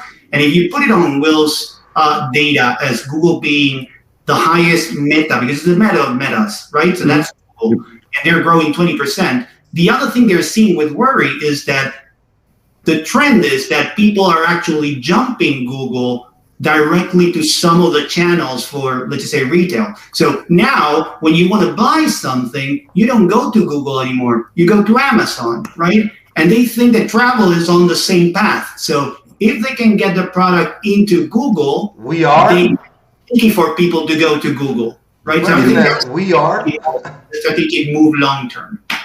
Mm-hmm. Yeah, but also being there as a hotelier, it's like in general, it's kind of easy. But making sure that, as we talked before, you encourage people to book directly, so on your website. So in other words, making sure that the best rate is on your website. That requires a precise control over the distribution. So that's going to be another challenge and another, let's say, encouraging point for hoteliers to take care on that. Right. Well, and you probably would agree with this, Will, but Google's been very interested, in the inventory and information from as many partners as they can get it from, and they're contacting all the CRSs and working with the CRSs, which just 3 years ago, 5 years ago, that wouldn't have been the case, and for them to reach out and spend the effort and what they're doing now to try to get all that information just tells you where they're headed. Well, the other thing I would just mention on that point, the reason why Google is such a dominant force in Meta is they're consuming the APIs from all the CRS companies and all the major brands at a much deeper level than any of their direct competitors. So while you could maybe go to Kayak and you could see this room type and this rate on Google, you get all the room types and all the rates and all the packages and all the product offerings and all the content and all the descriptive content and all the pictures. And so every single one of those, call it mapping on Meta, Google is trying to consume all of it to be able to then trial and test and figure out how they can best direct the traffic to where they want it to go. But I think, again, as Peter said, hotels now have the ability to put their direct listing on Google, which is where a lot of the traffic is going to come from. And so therefore, if you're sort of, I don't want to play on the Expedias and the Bookings of the world, that's okay, because now you can at least be on Google where a lot of that traffic is starting from. And by not playing on the OTAs, what it's actually doing is it's reducing the amount of selections on Google to be able to book you to Booking Direct, which over time may take away some of the business from the OTAs. And then also how this, I'm so sorry, Alejandro, just and you go ahead because it'll be part. How this will affect us as technical companies and how this will affect the hotels, positive or negative? I think this is a good question to make also. How that will impact on our operation and how that will impact on the hotel operation. Do you think how will be? I don't know. Alejandro, go ahead. Well, like I was gonna just close what Will was saying. Say if you stop playing on ODAs, you're taking back that take rate that you were putting on them to actually spending on ads. So it goes with what we were saying before, that you're gonna have more money maybe to spend on ads in the future, right? So that's something that I see over there. But to your question, Bini, I think that it's perfect for tech companies. It's perfect for some professionals that want to repurpose, get more freedom, really work as consultants in digital marketing for hotels. I think for me, it's all good news. Juanjo right? needs to be happy then. Oh, for sure. Like Juanjo, of the companies here, I think Juanjo and maybe Amadeus, one of the most. vertical as well with the CRS, like Mark said it, right? For the hotel, like it's literally, the hotel side, we can just turn it on. I mean, and it's, I think that for all of us here, it's going to be staying up with Google because they're not the best communicators. They don't give you a lot of time. They want they have good support. Yeah, and what choices do we have when they say to jump? You just jump. So and for those tech companies, for example, booking engines in Europe, my booking engine, it's based in Europe. For example, in South America, those companies that have booking engine, they don't have Google API connectivity, and Google don't open at the moment. They put them in a queue. How that affects those small or middle company that has till 1,000 clients, for example, or a client that has 3,800 at the moment. They probably should Google partner partners. with somebody. Yeah, They need to partner with somebody like Whip, for example, that can Whip or somebody that has a connectivity. I don't remember. Yeah, you have that also. Amadeus have that connectivity. Yes. You provide that So also. Go ahead, Will. Go ahead, you. Sorry. Yeah, so the largest brands connected to Google first, and then the largest CRS companies connected to Google, right?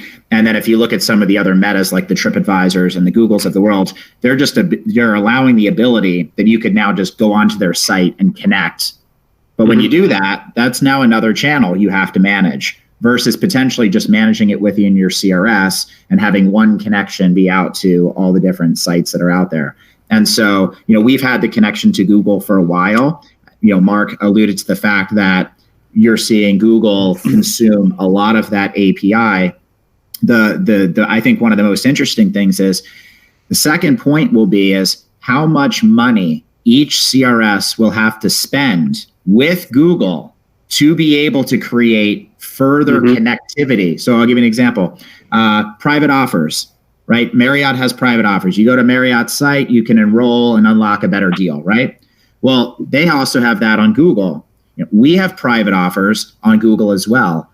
But to be able to create private offers and how it displays on Google costs the CRS company money and Google's time to develop that back and forth.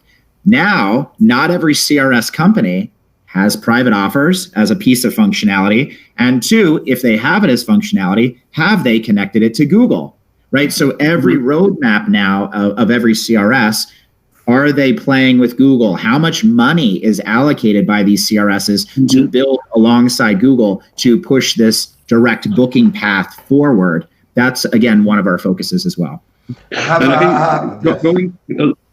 So sorry, I think if we go even one step further, I think it can become a part of revenue management, because like so far revenue management was a little bit passive, and I'm also telling this being like having a revenue management product in our portfolio. It was about just putting the right price on the channel, but now, the part of revenue management might also become so-called the programmatic advertising, as it is in usual Google Ads. So not only suggesting the right price, but also pushing this forward. I'm going to put another point here that's very tricky. You're going to love me after this session. I know that. Doesn't matter if you don't like me. I love you guys. If I think, for example, maybe I prefer to be stupid 5 minutes to all my life. If you think is a stupid questions, you can tell me. But the way I see is, in certain way, Google, maybe conscious or not, will create some kind of lobby And if you don't have some, I don't know, to be connected with us, you need so many. Or we have a lot of companies that's on the call to be integrated. So Google and another part, if this working, they will make direct bookings, great. But if you're not connected, you don't see the direct booking because you don't have the technology, first point. Second point, when I have a hotel that normally has 17, 18% direct sales, when we connect Google Hotel Ads from 2018, we saw that they jumped for 27, 28%. But the 17 they had before turned out to be 11.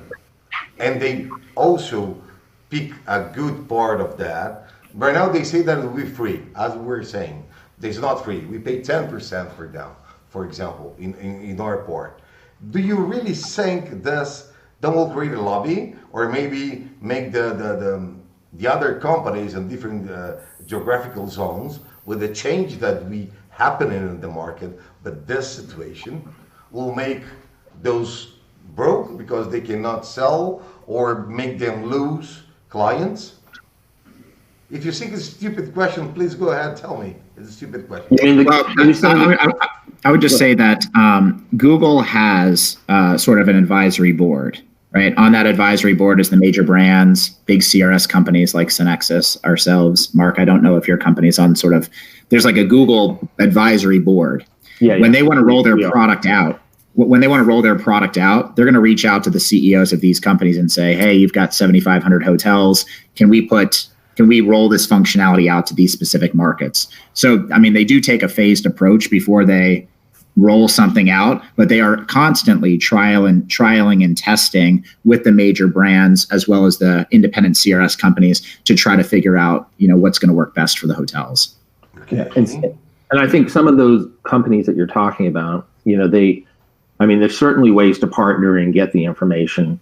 It's not the best way, but I think there are other ways to work with Google. And some of those companies, some of the smaller companies, Google is such a pull on the technology side that it's hard to manage. You've got to be able to, you've got to have a pretty robust caching system. We need to adapt ourselves, basically. Yeah, it's all the time. And I think that's going to change too. I don't think they're going to want as much caching. Because they don't want to present offers that aren't correct, and because after the caching obviously does a hard connect to the system. But so I think we're going to see a lot of changing on how that's all offered up. And thank you, Mark. And the second point, TripAdvisor, what they're doing right now, they will charge a fixed price for the client, but this is the question. Okay, they're changing for 180 degrees. What they're doing, they're moving up.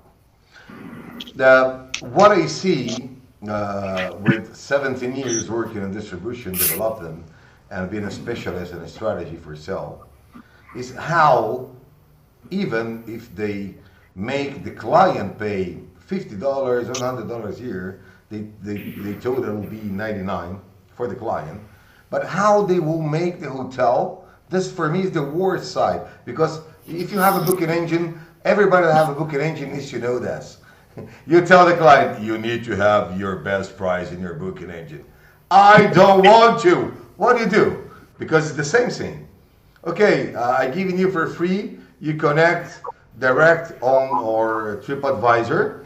It's going to be for free. How TripAdvisor will make to provide the best price for those hotels for those clients that are paying. That for me is the worst part. I never will jump and something like this with experience I have, because I'll be really afraid, because I know hotels maybe don't want to follow, even if the commission is zero. So what is your perspective, please? Juanjo, go ahead. Yeah. So I think this is a pure experiment. So I think TripAdvisor has no idea if this is going to work. I think they have no idea, period. Sorry. Yeah. I'm sorry. Yeah. So and really curious, because there's no such thing like anything for free. So right. Yeah, So they you're never trying do, to switch. but Exactly. right now You're trying to switch with Spain, no? But they both We'll try to switch 100 with Spain. degrees, 180 So- degrees. Yeah. The one thing I would give that effort is that it's at least something different. So the old OTA commission model is always the same. As I agree with Alejandro that it's tired. Is there anything better? We didn't find it yet. No. Can you try to find something? Yes, we probably should try to find something different. For me, the issue with all of these things is the scale. Many of these experiments are fine for 1% of the people. But really, the only thing that has worked on this huge market of ours is the normal thing that price is listed. I just click and buy it. So buying travel is the easiest experience on the internet. There's nothing that is easier to buy than a hotel room. That's why there's not so much innovation on the consumer side, because it's great already. Mm-hmm. Compare that to almost everything else. It's impossible to make it simpler. It is complex because there are many channels to sell the same thing, but buying the thing is super simple. The OTAs conquered that model, and there's nothing better. That's why there aren't any startups in B2C travel in the last 10 years, except Airbnb. And Airbnb is a different supply originally, not the same thing. Why? Because the thing is good already. So now that everything is tired and the OTAs are suffering because the growth is not there anymore, and then Google gets all of the money so we are talking about Google, but what about from the revenue perspective? So the hotels are giving the money to the OTAs, and the OTAs basically keep it for a few minutes and give it to Google. Correctly. Yeah. So, you mentioned Airbnb, which was a startup not only because of the commissioning model. They used to charge visitors, the guests, but now they're shifting to the exact same model. Exactly. For the changing hotels. That's exactly my point, because that's the better model. The better model is to do it like we do it now. For the end user. I'm talking for the traveler, not for the industry necessarily, but for the final guy, this is better. It's obviously better. That's why all of these innovations are really hard. I think it will be really hard for them to catch up, because it's very unclear that the value delivered to the end user is better.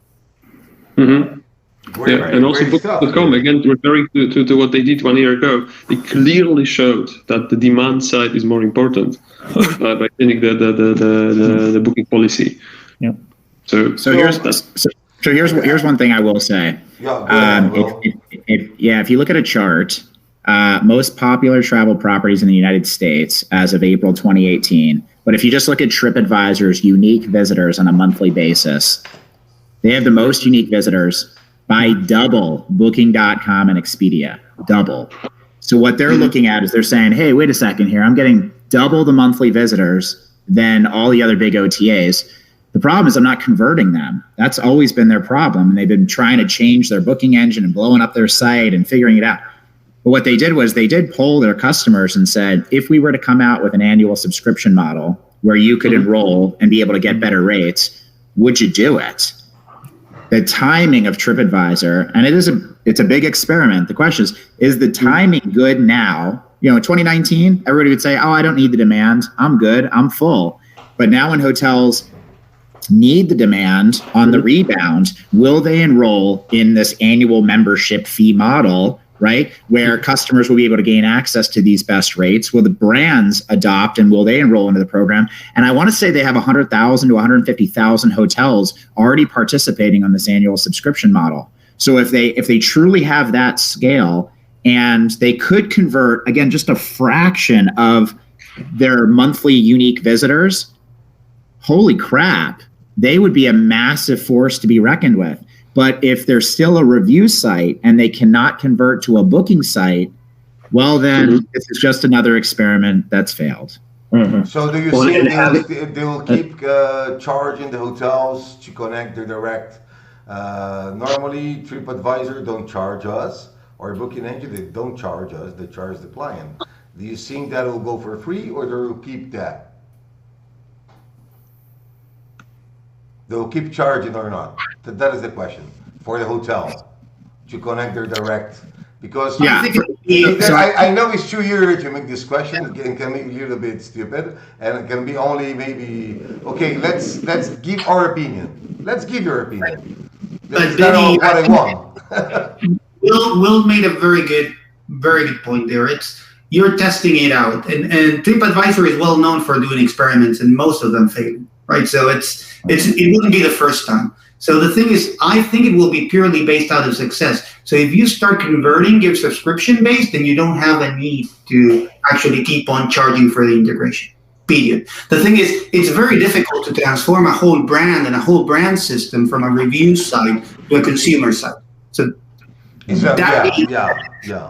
gonna try to turn the review pro at the same time, sell at the same time, give for free connectivity. It's very difficult. It's quite, and you don't let a lot of chains or a lot of groups, technological groups, be part of it. So it's quite a lot. It's very difficult. It's very difficult, period. And I think everyone will be very interested as to how that experiment goes. I think that the thing is, and I wanted to make a point, and I think Juanjo and I have discussed this, right? But what I see in travel is that you have innovation cycles that last 13 to 15 years, right? So the let's say pre-booking age to booking on Expedia, then Airbnb with a sharing economy, which was not that sharing, right? So we're right at the verge of that innovation cycle, correct? Right? 2020. And the thing is, I think that there will be a fundamental change on the B2C side, because if we think that buying the product today is good, you can actually make it very easy, but the customer experience is not that good. Like, I remember my time at Booking.com and buying something, and if I go to Booking right now, so my brain bursts, right? Because of the amount of information, and then you have to think that individual lives in a reality. That's a good tip for retailers. When you do your website, do it simple. Don't send too much text. Go directly. Use the hotel actors to give you all the options. It's connected with vertical booking. It's connected with Yieldplanet that you use, or platform. I know that. That is Booking.com with Amadeus. To Juanjo's point, we do need to find a better way of selling B2C today. I think the model is instituted because it has been scaled, but with the challenge from demand and the challenge of restrictions, now we have a good opportunity to look at what else could be out there. What would be the new customer journey, right? Because if you go now to an Expedia, for example, I cannot even find half of the things. Like, and we are all in travel, right? So it's not that we're I love Expedia. But it's just to make a point that we're at the verge. So COVID has given us tremendous opportunity. That's my point. Yeah. It has leveled the field for everyone to play. And they make a rush too much. They make a Russian dev a lot of. And to Will's point, TripAdvisor wouldn't have done this 2 years ago because they would have been afraid to do it. Right? Absolutely. Mm-hmm. Well, and I agree with Will. If they're successful with the acquisition of consumers through this process, then they've got a really valuable thing to work with. They can sell anything travel related to them, and I'm sure the value of each one of those customers is going to be high, right? Oh, yeah. And we see lots of changes. For the next event, that will be Brazil, Portugal. I'm going to set Yieldplanet, I'm going to set Amadeus, vertical booking, and the hotel networks together with Expedia. Yeah. That'll be awesome. I will do that. We're going to broke all the attendance before. Yeah. Or even after. So, guys, we are having 2 hours or 2 minutes. Just one short comment, if I can. Sure, go ahead. Mark also said that they might be doing some other experiments, like convert for many other things as well. Like maybe playing a devil's advocate a little bit. I think what TripAdvisor is doing is not that much different from what Amazon did with Amazon Prime. So apparently, it might work, because that's something which especially in the United States, it grows like crazy. So maybe there's something behind it. That's an experiment. The only thing that worry myself is on the dev side. I'm not worried how the market change or the technology. I'm just to follow or that technology means to all of us spend a lot of money to follow that up. That is one point, because on the next 2-3 years, the things will change so much on different ways, because right now we said the new normal doesn't exist. The new normal, we need you to understand psychologically, we have most of the population very hate about it. I can be an example. If I go out, I don't go out for 1 year and a half. I just go out to take a wine at a supermarket, or take a beer, or take my barbecue, but I don't go out with my kids. I need to, when we start opening, the same with maybe the mask, maybe I still thinking that after passing these 2 years, I will use a mask, or maybe I still use it, because everybody thinks, we'll come to normal. Everything will come back certain. I don't think so. And the technology on the, I'm so sorry, I will finish. In the meantime, we're changing, and we're changing very fast. Well, all of us, all these companies are changing. We're adapting. So we're adapting more faster than the public. This is something that for me is like, where are we gonna go? Vini, let me put it with a number, right? And to Piotr's point on Amazon Prime. So, and this is data. It took Disney Plus to achieve Disney Plus achieved the same results in 5 months that Netflix took 7 years. Yep.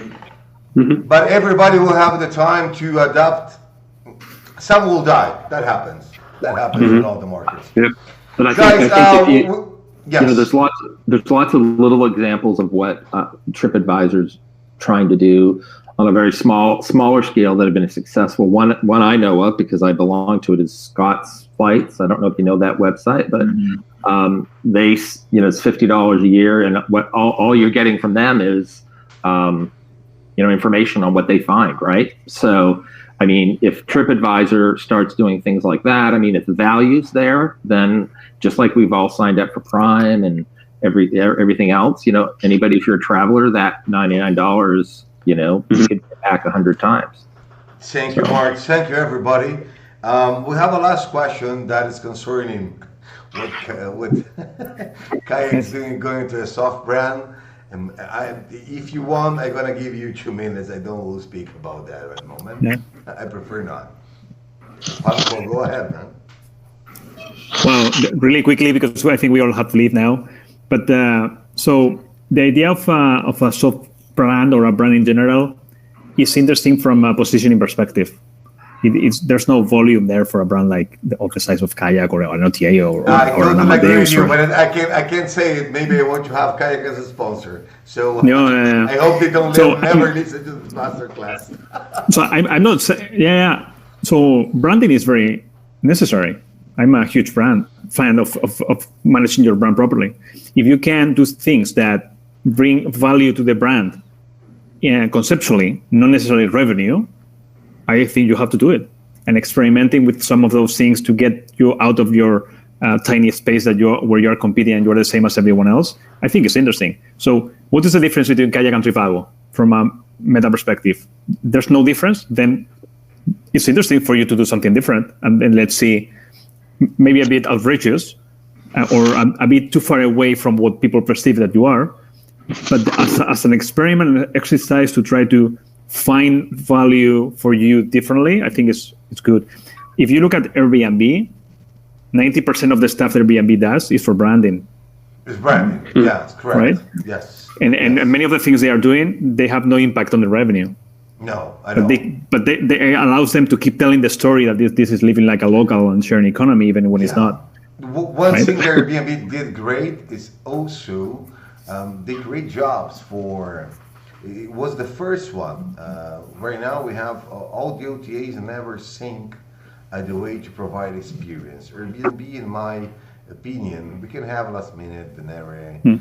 I can tell all of Europe because all my mom is from Italy, my dad is from Germany. I born in Brazil and I get my degree on Argentina, and after that I moved to Europe, and then I come back here. But telling this, it's like how this really will impact on this. It's very, for example, we see kayak. I see, okay, they're a tiny place, but I can relate this with Rappi. Rappi is like Pedidos Ya or iFood on Europe. It's like DoorDash. Yeah, they're a super app. They in Europe they're trying to access. Everybody close their doors. And USA and Canada they trying, they cannot. But they started in Colombia with Rappi, and Rappi is like iFood. What's the main thing? Those guys, if you use your phone, this is my kids. Sorry, this is my kids for Halloween, so it's okay. We have a vampire and have a, I don't know, is a vampire mix or something else, but it's okay. I forgot what I'm saying. Happens. I see my kids on the phone. Here, happy what they have at iFood. They have everything. They know if you travel to Colombia, if you go to Colorado, if you travel to Miami, they know you're historic. If you use some kind of Uber Eats, for example, is not the case. They're not doing that at the moment. But those guys really have what you do. Basically, they know where you live. They can see and the place you live, how much money normally the people have. They can know where you travel, where you go, what do you do. And they can bring to you and say, hey, you travel to Colombia, you want to go to Colombia to... Yeah, by the way, because 1 year before, I don't know, 6 months before, you go to, I don't know, Cancun. They can come and tell you, hey, 6 months ago you was here in Cancun. Why you don't come and give you 25% with the aerials? That is something that anybody's discussing about. Because we are getting old. I'm so sorry for everybody that is here. I have 43, you have 42, I don't know, Juanjo, Mark, or Piotr, or Will, but we have between 35 to 50 years old. So for us, means zero. But the new generations, for those new generations, and we can have people between 22 to 29 years old that will have the capability to pay for it. So those guys have all your entire information for the last 2, 3, 4, 5 years, everything you do. What do you do? They have your psychological, maybe not your humor if you're happy or not, but they know what you do all the time. This is something for the next master class. Let's go for Brazil and Portugal. Thank you everybody to be here. Juanjo from the Hotel Networks, Mark Lewis, President of Virtual Booking, Piotr Olesinski, CCO of Yieldplanet, Will Darrah, the Vice President of North America, CEO and co-founder of Amelia, Vinicius, founder of Travel Tech, HS Latin and by Z. Before we go, I would like to remind the public, you can go to traveltech.space. If you scroll down your mouse, you're going to see the grid. If you want to know more about each company that is here, all of them have their picture. We have their LinkedIn. Maybe some of them don't know that. I'm sorry. And also, we have their website. So you don't need to Google it. Go to traveltech.space, scroll down, you'll find out all the connectivity with those guys. Is the best guys on the distribution side and marketing. I need to say a big thank you for this entire week of, I'm very tired, to be very transparent with you. It has been a long week and it has been 2 weeks, so preparing everything with the marketing team, design team, development team. I want to thank you, my wife, that is the CEO of HS Latin, to support my behavior, because I have to have everything perfectly. And Monday we have an issue, and I lose my mind. But I fix up as an engineer. And I want to say a big thank you for all the sponsors that we have this year at the moment. And if you want to become a sponsor of Travel Tech, you're still on time. Go to traveltech.space. There, contact us, and you can be a sponsor. Maybe not for the year, but for the different events that we're going to have during this year in 2021. So a big thank you for Expedia Group. That's the first time Expedia is a sponsor for an online masterclass in Fórum. It's the first time. So thank you to trust in us. Thank you Review Pro to trust in us. Thank you to my company to trust in myself. Thank you Revenue Hub, HiJ5. Big thank you to the Hotel Networks, Libre Assistant, Ask Suite, Book Assist, Eva Remax, Ray Tiger, Yieldplanet, Hub OS, Bucola Now, and Amelia.travel. Thank you, all of you. Thank you, my team. Thank you, Federico Elmer. Thank you, Christian Wellington. Thank you, Jennifer. Thank you, all the cooperators that we have, as is Juan from Jahaifi, Meha from Ray Tiger. I'm missing people. It's too much persons. I'm so sorry. Thank you too much for Trevor, for Revenue Hub, based in the UK. Thanks a lot for eHotelier, for Matt, the CEO of the biggest press and the big knowledge place for APAC that is based in Australia. So, and thank you for the marketing agency that support us, that I need to read it, is GLNPR Inc. I don't know the secrets, but if you can check it, if you go to the post. Thank you so much, everybody. Did you enjoy it? Was good? Vinicius, and probably the most important thing is thanks to you as well. Oh man, thank you very much. Thanks, Vinny. I'm just a part of the tracking, you know. Without you guys, we are nothing. So thank you very much. Support us. Thank you to be here. I think we great show. For all the I was on the 4 of the 5 master classes and was in all the pitchings. I love all the panels that we have. I don't want that any other company or any participant be angry with me, but this panel was amazing because I'm so sorry, I'm gonna be a bad word. I fuck it up. I didn't go forward with the second round of questions, but I put questions that is very new, and I did that because we have Juanjo, we have Will, we have Piotr, we have Mark, we have Alejandro. We don't have little guys. Those guys know most everything. So we need to squish them to take knowledge. Thank you. Kisses, everyone. Thank you to be here. See you in Brazil, Portugal. Bye. Take care. Cheers. Goodbye. Goodbye.